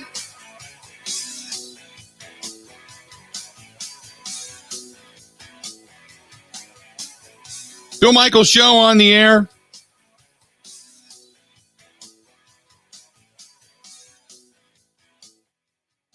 And hopefully you're enjoying your day. Good stuff. Good stuff. 877-867-1670, 877-867-1670. You want to find us, please feel free to go ahead and do so. That's the phone number to give us a call. You can also track us down. You can also track us down via Twitter. And you can find us there at Bill_Michaels, at Bill_Michaels. And you can also find us, Ben Z. Kenny, producing the program, at Ben Z. Kenny as well. You can find us on Facebook, go to Facebook fan page. Facebook.com/The Bill Michaels Show. And you can also find us on YouTube. YouTube.com/Bill Michaels Show. YouTube.com/Bill Michaels Show. And in addition to that, you can also track us down on Twitch. Twitch TV is also a cool place. You can download the app and just have us on your phone, take us anywhere and everywhere. And then there's thebillmichaels@gmail.com. That's thebillmichaels@gmail.com as well. So many ways to get a hold of the program. So many ways to do it. Good stuff. And glad you're with us. Certainly appreciate it. 877-867-1670, 877-867-1670. You can also, just kind of chime in the old-fashioned way. This one is from Dane. Dane says, hey, unit, love the program. I think Aaron Rodgers is getting too much flack for Devontae leaving. Even though he said guys want to come there and play with him, he did not say that all the guys there are 100% happy. What he said is guys want to come. Didn't Sammy Watkins say he wanted to play with Aaron Rodgers? Didn't Zadarius Smith say he wanted to play with Aaron Rodgers? He gave them the best chance to win. Yeah, you're right. You're right. There's been numerous players that have said they wanted to play with Aaron. They wanted to play with the Packers organization. They've heard about it, how classy it is. Yes. To answer your question, yes. There have been guys that have said that. I guess what we look for is that guy that's, out in the public, that's sitting out there and says, there's one place I'd like to go. I'd like to go play with Aaron Rodgers before my career ends, or, hey, I'm coming up on free agency. I'd love to play with a guy like Aaron Rodgers, something like that. Something where you can say that guy targeted the Green Bay Packers. Sammy Watkins is here because I don't know how many other jobs he had. I don't know what else he had available. I don't know what else was sitting out there for Sammy Watkins. But I get it. 877-867-1670. Give us a shout. This one is from our buddy ESPN, Steve, and I'm not even going to do this, Steve, because he said, is basketball a sport or a competition? It's a sport. It's as athletic gets, and it's a sport without a doubt. Now, coming up tonight, you've got the Golden State Warriors taking on the Boston Celtics. Game 1 of the NBA Finals. And you've got, obviously Steph Curry, Klay Thompson, Andrew Wiggins, Draymond Green, Jordan Poole, who has become a fan favorite almost immediately. A Wisconsinite, by the way. Kevon Looney, a Wisconsinite, by the way. So you've got guys to kind of root for. You've got a likable team. People seem to like Steve Kerr. And they're damn good. 6th appearance in the finals in the last 8 years. I don't think there was a lot of people that said they were going to be the finals representative. I think a lot of people thought about Phoenix. At the beginning of the season, all these pundits were picking the Lakers. And then there were others in the West, and it could have been Dallas. It could have been Utah. There were so many different teams that people were picking. In the East, it was pretty much there's Boston, there's Brooklyn, there's the Bucks, and there's Miami. There's really nobody else. And I think it kind of was the Bucks and Brooklyn were the two favorites. And then Boston and Miami were the two throw-ins. Oh, yeah, by the way, I do think there were people that were talking about Philadelphia, that if they could put it all together, Joel Embiid could stay healthy, have that kind of a season, that they could make a run as well. Would they be the team to knock the Bucks off? But I don't know how many people were serious about Philadelphia. Then again, Philadelphia was a good team had they not gotten banged up throughout the season. But this is, Boston, two of the best defensive teams in the league going at it. And I think everybody's going to be looking to see tonight whether or not Marcus Smart's going to be able to contain Steph Curry and how this thing's going to go. Both teams can shoot from the outside. Both teams can play defense. Both teams pass the ball extremely well. And both teams have very fast hands, and they get turnovers in transition. That's what they like to do. Ben, who do you got in this one? Who do you got in this matchup? I definitely want the Warriors to win. And honestly, I think they will, because we saw the Celtics both against the Bucks and the Heat. Even though their ceiling of play could beat anybody, like they could go out and win, it wouldn't surprise me. But they go through these weird phases where they just start to play horribly on both ends. And I don't know what jolts them out of it, but it's stuff that I feel like the Warriors don't just drop into and resort back to. Right. I feel like the Warriors motor is definitely more consistent now. And I mean, that's a team that knows how to win top to bottom. So Yeah. I'm going to go with them. I definitely want them to win. Now, again, it creates a little dissension in the house because Kristen being an East Coaster and a Boston fan, but I am picking Golden State. I'm saying Golden State in 6. I think that's probably a fair assessment. I'm going to go with Golden State in 6. Now, does Steph Curry win MVP? Does Steph Curry win the MVP? Or I can't imagine it being, it could be Andrew Wiggins, could be Klay Thompson, but do you get a guy coming off the bench like Jordan Poole who can just light it up from the outside? Does he get run of an MVP? Who ends up being the MVP in this one? Who would you take, Gave it to, he was Iguodala a couple years ago. I forget what year, but he got it. He was a starter, I think. Yeah. But they would give it to, one of the secondary guys. Yeah. Now, Iguodala, for those that are wondering, he's out for this run here right now. He's injured. So is now Porter, Otto Porter Jr., he's listed as day-to-day, but Iguodala is out. So he is not going to be available at all. So would it be Jordan Poole or Kevin Looney? Possibly. I would take the layup of all layups and say Steph. Yeah. Steph, how much does this then extend his legacy if they would win this? How much would this extend the legacy of the Golden State Warriors and specifically Steph Curry should they win this series against Boston? So that's something to talk about. Meanwhile, the Brewers, I got some Brewers baseball.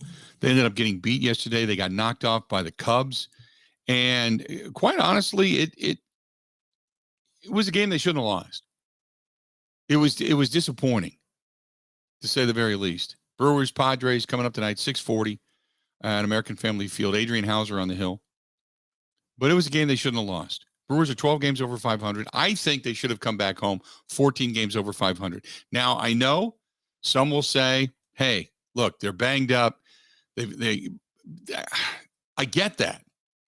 But that's why you take advantage of these games when the opportunity's right there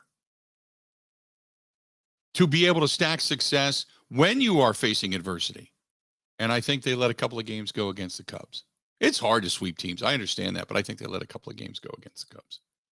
Just my opinion. By the way, meanwhile, around the rest of the National League Central, Reds are hosting Washington tonight. You've also got the Cubs. They're hosting St. Louis. Pittsburgh is off, but the Cubs are hosting St. Louis. Cubs and Cardinals. That's a 7:05 start time down at Wrigley. So there you go. That's just around the rest. Did you see the Pirates stat earlier today or maybe last night? No. What was it? So they wrapped up a 3-game set with the Dodgers, and they now are finished playing LA for the year. They played 6 times. Do you know how many times Pittsburgh has beaten them? 6? 5 out of 6. 5 out of 6. I was going to say, I know they beat them. It's when I read the box scores, I'm kind of like, whoa, wait a minute. Not supposed to happen. Yeah, 1 11-1 loss and 5 wins. Break up Pittsburgh. 22 wins on the season. They're only 5 games under 500. Yeah, they're better than the damn Phillies. How are your Phillies? How are you feeling disaster. about your Phillies? Horrible. Yeah? It's every team and every franchise, or most franchises, I should say, gets in a situation where you think it's right to move on from a head coach. And most of the time, or sometimes it's justified. I guess I'll put it that way. But there are also franchises that are in a position where even if they move on from the head coach, nothing's going to change. That it's just the act of doing it, you would hope would sprout something in the locker room. But because of all the flaws and everything that is wrong in the organization, on the field, in the clubhouse, everything, they're like, nothing's going to change. So they're a disaster, and it sucks. The Phillies, as you had mentioned, are 2 games worse off in the loss column than the Pittsburgh Pirates. Same amount of wins, but 2 games worse in the loss column, which would put them a game and a half or a game behind Pittsburgh. But the Cubs 21-29, 8 games under. Cincinnati, after starting off, what was Cincinnati? They were like 9-20 something. They've actually got a winning record. I think it's their last 10 games. They've got a winning record. They haven't been terrible. Since the second game of that Cubs series, they have won, was it 5 out of the last 7 or something like that? I think they won. But they've won 6 of their last 10, 5 of their last 7, and they're actually scoring some runs. We knew they'd heat up a little bit. When it came to the summer months, because playing at Great American, the ball just starts to fly. Now, do I think they're all of a sudden going to come back and win the division? No, hell no. Not going to happen. But I never thought Cincinnati was on pace to be the worst team in Major League Baseball, and now they've made a little bit of a run. They're 17-32. Still, and by the way, they're only one game better than Kansas City. Kansas City has taken over the spot as the worst team in all of baseball at 16-33. They're one game better than the Kansas City Royals. And they're one game now behind the Washington Nationals as they continue to try to climb out of the basement as the worst team in Major League Baseball. 877-867-1670 if you want to chime in, do it. So the LIV Golf group sent its London participants a 30-page PDF detailing the event over the weekend, full breakdown of payouts, information, a casual, quote, red carpet event with a touch of LIV audacity, and travel and accommodations info and all that kind of stuff. So the prize money for the first place finisher is $4 million for their first event. What's the most? It's a $20 million total purse.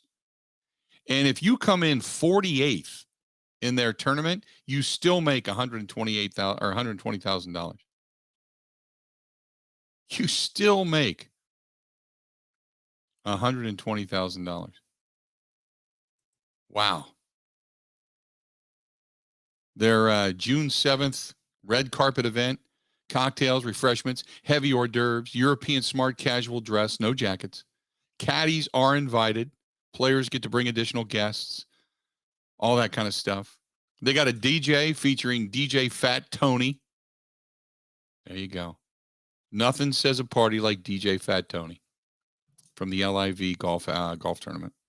Bill, the biggest prize money for the PGA Tour ever was at the Players this year. Yeah. First place was $3.6 million. So that's not far off. But 48th on the tour, $55.8 thousand. 55.8 thousand. So LIV, the golf tournament, their very first event by $400,000 blows away the PGA with a $4 million take home. Second place gets 2.125, 1.5 for third, just over $1 million for fourth, and it goes down from there. But the difference between, say, first and fifth is $3 million, $3.25 million. That's crazy. Crazy money. And with that money being won, now you think to yourself, how many guys are going to kind of look over that fence and go, yeah, maybe I should. Maybe I should. 877-867-1670. 877-867-1670. Do you see Aaron Rodgers teeing it up in the Golf Saudi pullover? Golf Saudi, I don't see that happening. I could see maybe after his playing days doing like a pro-am thing over there and getting paid a ton of money. I could see that. Talked on the morning show. How about like Tony Romo? They get him out of the booth and say, hey, here's $200,000 a weekend to finish in 50th. Yep. Pay you $40 million a year. Right. Yep. No, you are correct. It would not shock me. They got money. I mean, it's stupid money. They got wipe your butt with it kind of money. That's how much money is in that league. But if you forsake, we'll say, the PGA, you may never get back. Well, if you go to the Saudi tour and defect from that, they might like chop off limbs or something. Right. Yeah. They may not even let you out of the country. Who knows? Can't mess with that. I don't know. Would you forsake the PGA to go play in the LIV? Depends how much they offered me. So you're pretty much up for sale. I mean, listen, if I at the point of life where I'm at, like look at some of the amateurs. They got out of college. They're going to get 8-9 million straight up. Right. Pretty much guaranteed. They offered me, a couple $100,000 to go play golf. Hell yeah. Yeah. I'm out. Yeah. I mean, does it make you a hypocrite? Yeah, but I can't argue. And then Jeff brings up a good question. Do you pay taxes on that? Or do they just give it to you and you bring it back into the country? Or do you just keep it in an offshore account to where you're out because you're earning it over there?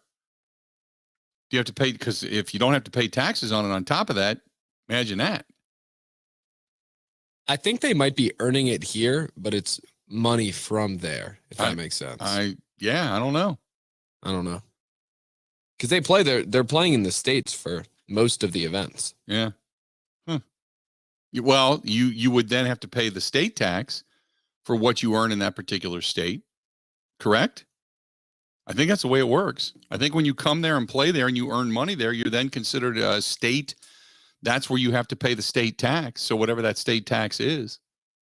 I do know that because at one point, I can't remember what golfer said it, but they liked playing in Florida because you don't pay the income tax down there. Is it income tax or property tax? One of the two, but you don't pay it. Interesting. 877-867-1670. Stay tuned. We got a lot more of the Bill Michaels Show coming up. This portion of the program brought to you by our friends at Kunis RV. Go to kunisrv.com. That is kunisrv.com. Once again, the home of the big unit cruiser. KUNES, kunisrv.com. And whether it's Jayco, Winnebago, it's a fifth wheel, it's a trailer, it's a camper van, whatever it is. And maybe a trade-in. Maybe you got one already. You want to trade it in. You want to get top dollar for it. They're paying top dollar for those things. I know for a fact, I've been driving around the state lately. A lot. They got dealerships in Minnesota now. They continue to grow. More dealerships in Wisconsin. Dealerships in Illinois also. They continue to be the biggest and the best. They're Wisconsin's fastest growing RV dealer. And the inventory, oh my God, though, I was just down in Elkhorn, and the dealership in Elkhorn is loaded with inventory. Holy mackerel. They got a ton of it. So by all means, check out our friends at Kunis, KUNES. If they don't have it on one lot, they probably got it on another lot. And they're going to pay you top dollar for your trade. And if you want a consignment, they'll do that too. Kunis, KUNES. Go to kunisrv.com. That is kunisrv.com. More of the Bill Michaels Show next. This is the Bill Michaels Show on the Wisconsin Sports Zone Radio Network.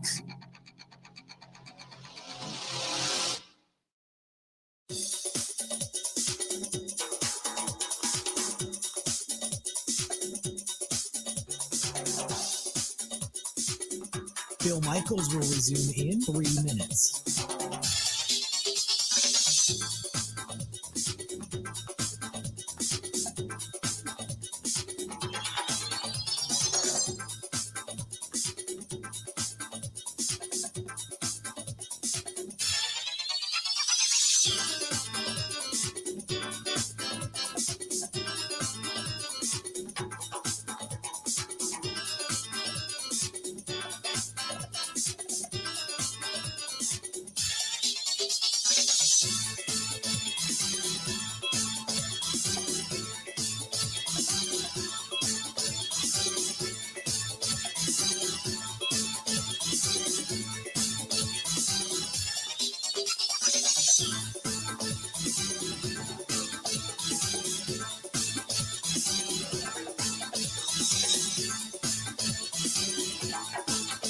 Bill Michaels will resume in 2 minutes.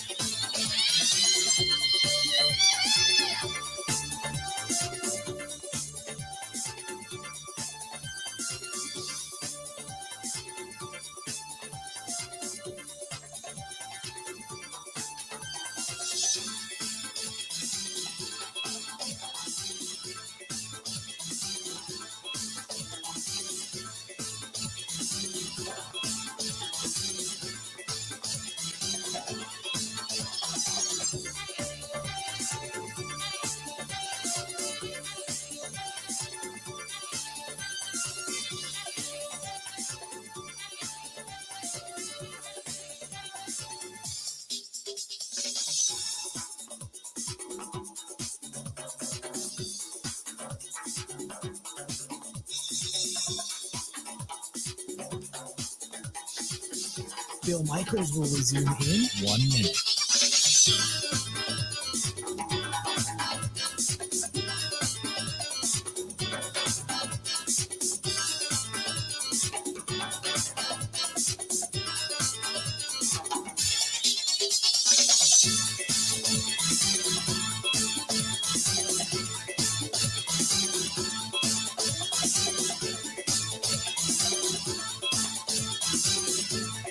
Bill Michaels will resume in 30 seconds.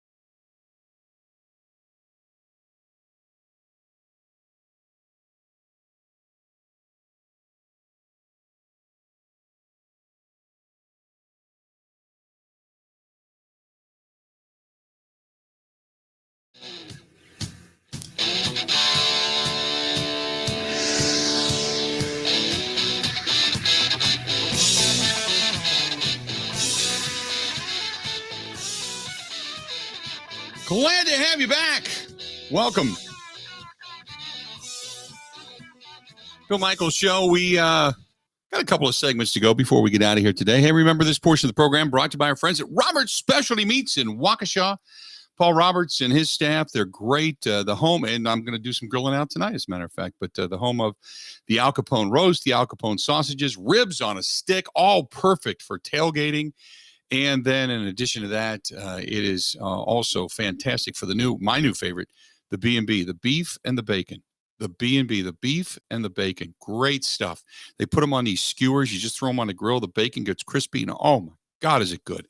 The beef and the bacon. B&B. Good stuff from our friends at Roberts Specialty Meats Waukesha. Roberts Specialty Meats Waukesha.com. That's Roberts Specialty Meats Waukesha.com. Let's get to the phone calls. 877-867-1670. Hit us up. Let's go to Mike. Mike, welcome to the program, The Bill Michaels Show. What's going on, man? Hey, thanks, Bill, for taking my call. Appreciate it. You bet. I'll make it quick. Just two quick things. First of all, I really appreciate you bringing up that other point of view with Davante Adams. I guess the way I look at it is, man, if I could get paid at that time the highest amount ever for a wide receiver, go play with my best friend closer to my family, there doesn't have to be drama and everything. Mm-hmm. So I did appreciate you at least bringing that perspective. And then the other thing was, I don't know about you, but in my opinion, Rodgers, and even go back to Favre, the offense was most effective when they were spreading the ball out to different receivers. And we all saw in that playoff game against San Francisco that once they bracketed Adams, Rodgers wasn't throwing to anybody else. And I'm not saying it's going to be a better offense without Davante by any means, but I do think it forces Rodgers to get out of that comfort zone of just throwing to one guy when there's trouble. And I think it could actually make us a more effective offense by having to spread it around to multiple options. So, look, I agree. I think at least in the beginning, it's going to be a different offense because you're not going to have Davante to fall back on, and Rodgers is going to be forced to go to receivers out of the backfield, tight ends over the middle, all the things that we weren't accustomed to seeing on a regular. Yeah, it's going to look like a different offense. Now, we're going to all say, boy, the offense flows. Boy, it looks good. Boy, it looks like a lot of misdirection. Boy, it looks like a lot of play action. Boy, it looks like a ride and decide.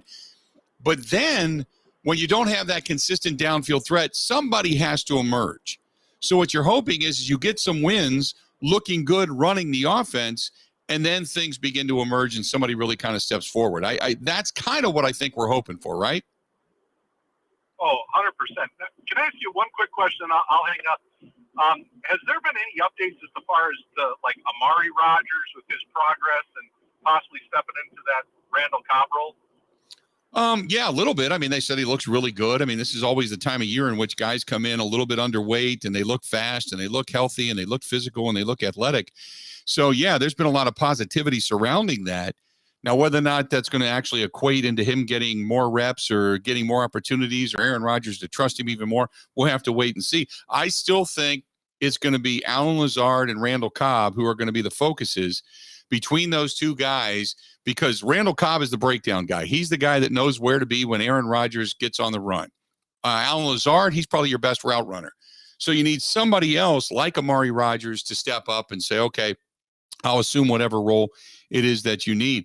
But you still got to have, whether it's Sammy Watkins or Dubs or Christian Watson, one of those guys really have got to emerge. And Christian Watson, he's got all the tools. The problem is just at times he just doesn't focus and he drops the football. Yeah. I appreciate it, Bill. You have a great one. All right, buddy. Talk to you soon. He drops off. You get on board. 877-867-1670. Again, 877-867-1670. I don't know what it's going to be, and I don't know what it's going to look like. I do know what I hope for, right? I do know what I hope for, but you just don't know. I just find it, I'm not going to say comical because that's probably not the best word, but I find it so interesting that Aaron Rodgers is this unbelievable quarterback, can throw guys open, throw into tight windows, make guys better. And yet Davante Adams leaves and suddenly the offense is going to be stagnant. I find that so intriguing because I'm thinking to myself, why? If Rodgers is that good, why is it then dependent on one guy like Davante Adams for this offense not to be suitable? You know? So I keep going back to before and after Randy Moss, who was by far the best receiver that Tom Brady probably ever played with, was just physical raw ability and name and such coming in.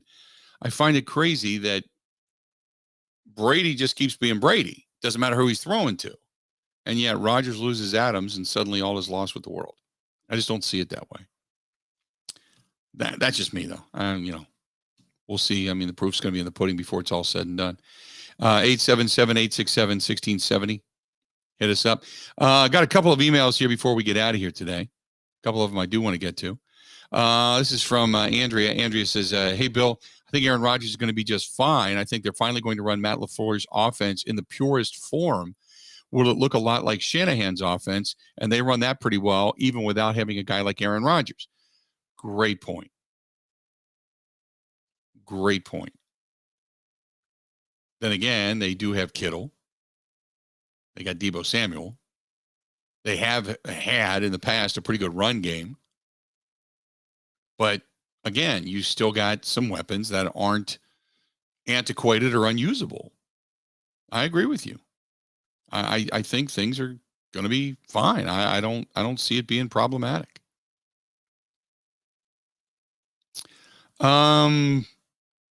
This one's from Jimmy. Jimmy says, I bet on the Rodgers-Brady combo last night. They were going off at negative 175. Won me a couple $100. Woo-hoo. Jimmy, there you go, man. Good for you. Good for you.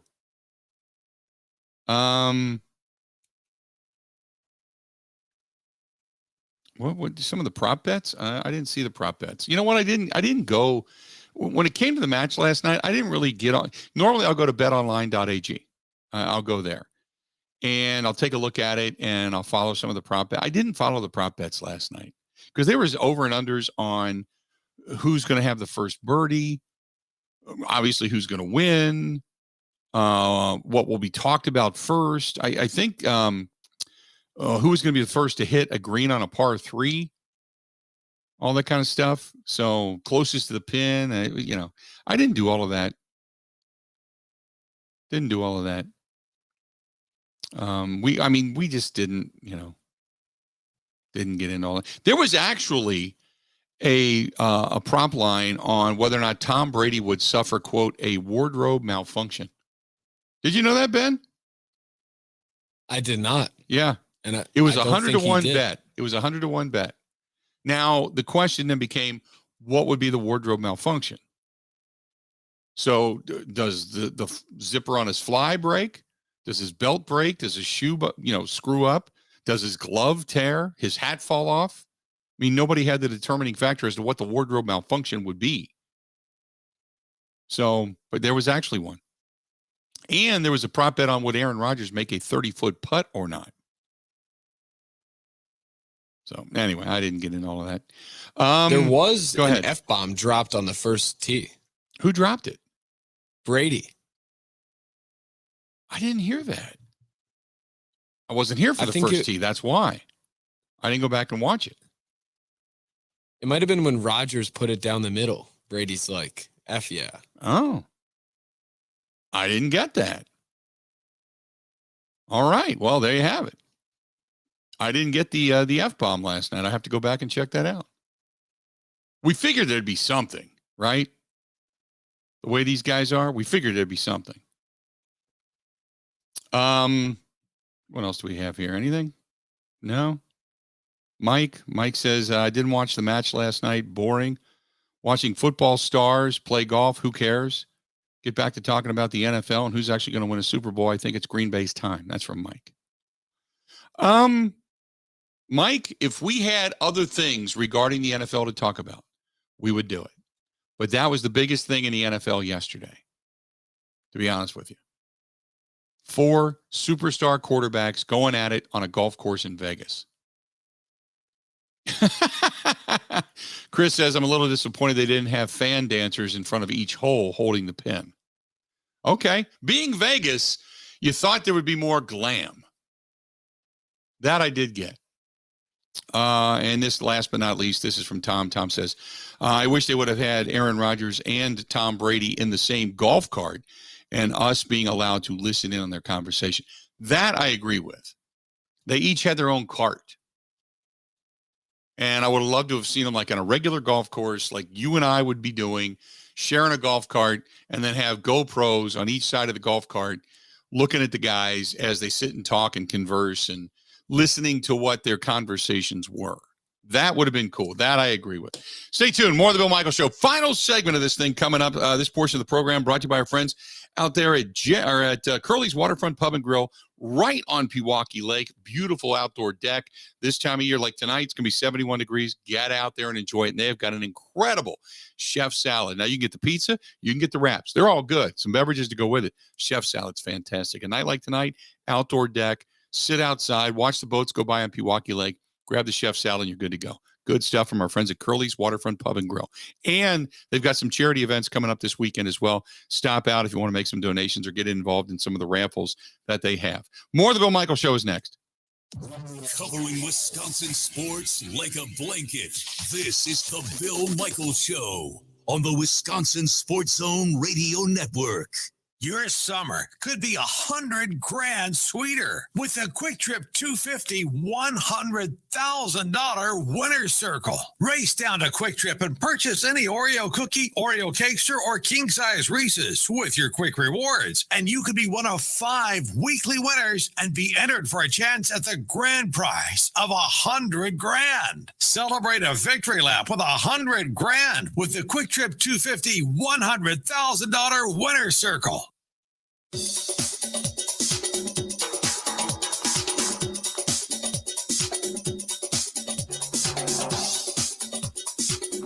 Bill Michaels will resume in 3 minutes.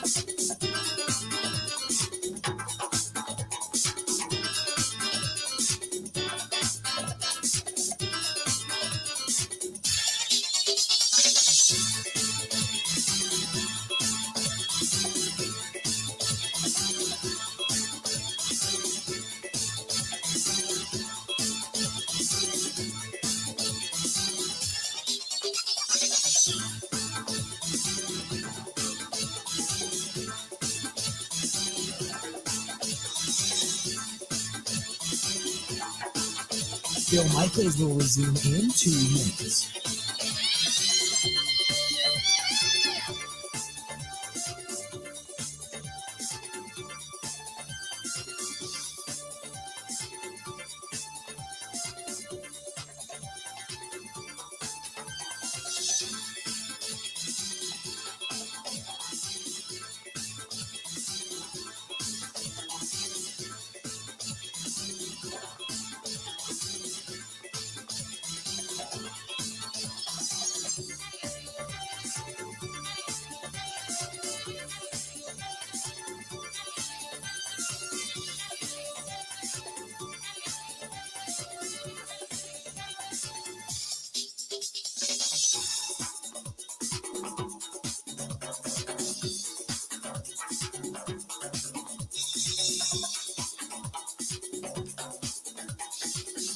Bill Michaels will resume in 1 minute.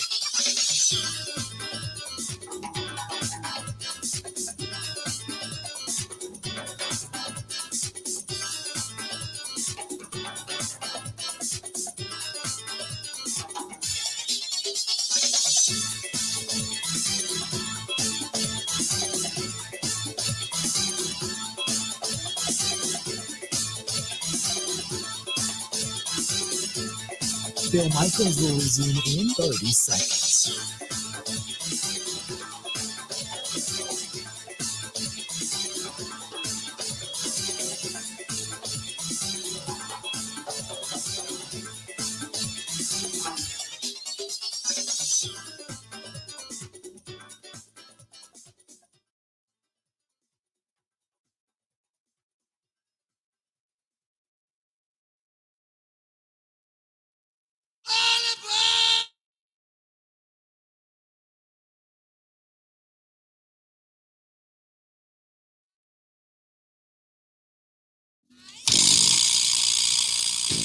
Final segment on this Thursday of the Bill Michaels Show.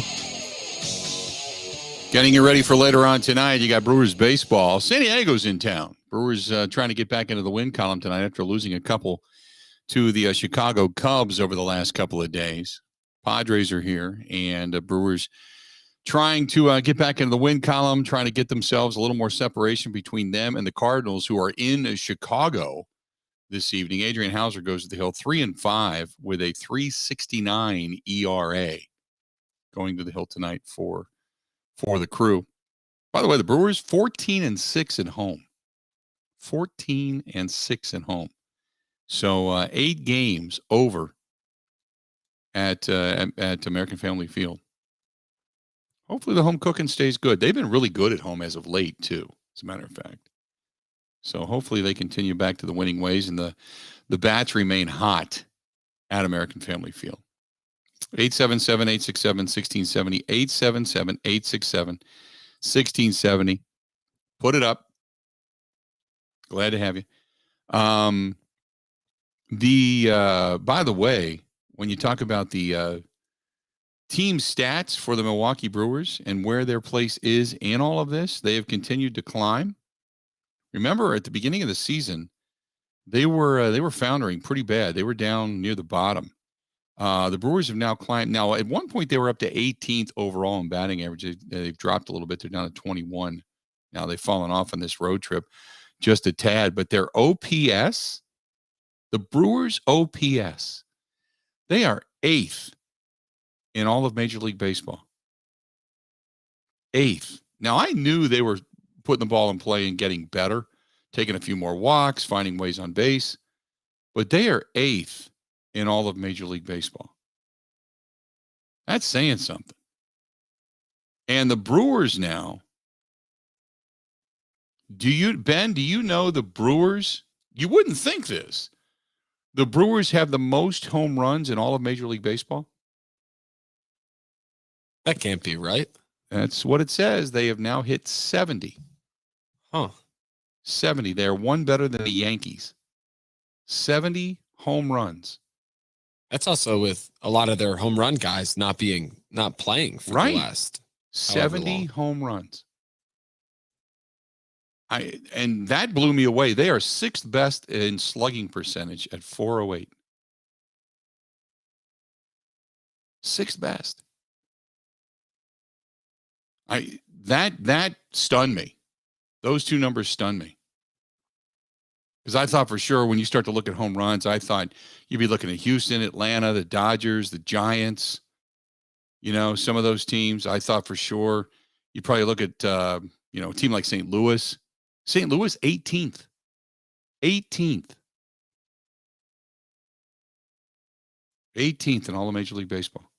St. Louis is the number 1 team with the most home runs in all of Major League Baseball, the Milwaukee Brewers. That statistic blew me away. Didn't know it at all. Had no idea. So the Brewers are back at it tonight, and they are taking on the San Diego Padres. Hopefully they get a win, and maybe the power surge continue. Now, remember, they had that one homestand. I think it was a 10-game. Was it a 10-game or a 9-game homestand? And they had 20 home runs. They put up 20 at American Family Field, and they had a couple of games in which they won by double digits. So they went on a power surge, but yeah, they are the most powered team in all of Major League Baseball. Blew me away when I saw that. Didn't see that one coming. So you got the Brewers coming up tonight. What are we going to do tomorrow, Ben? What do we got? We're wrapping up OTAs, right?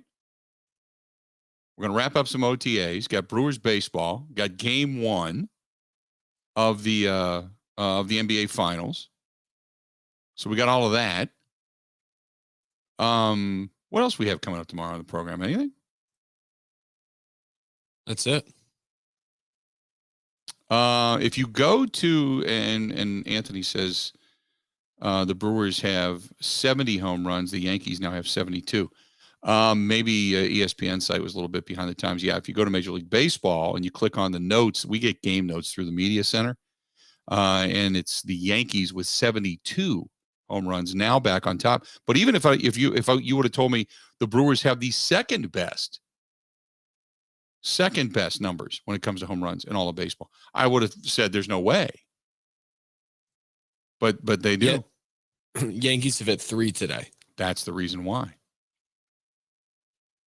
They have not updated the day game today. By the way, the Brewers also, with power comes the strikeouts. They are tied for 4th most in all of Major League Baseball, 462. 462. But on the positive side, they're 8th best in walks. They've taken 174, tied with Houston. So offensively, as bad as things are at times, not as bad as you think they were. Just got to get everybody healthy again. But you got to win the games when they're right there in front of you. That'll do it for us today. Good stuff. We'll be back at it again tomorrow to end the week. The final version of the Bill Michaels Show for this first week of June. Until we talk.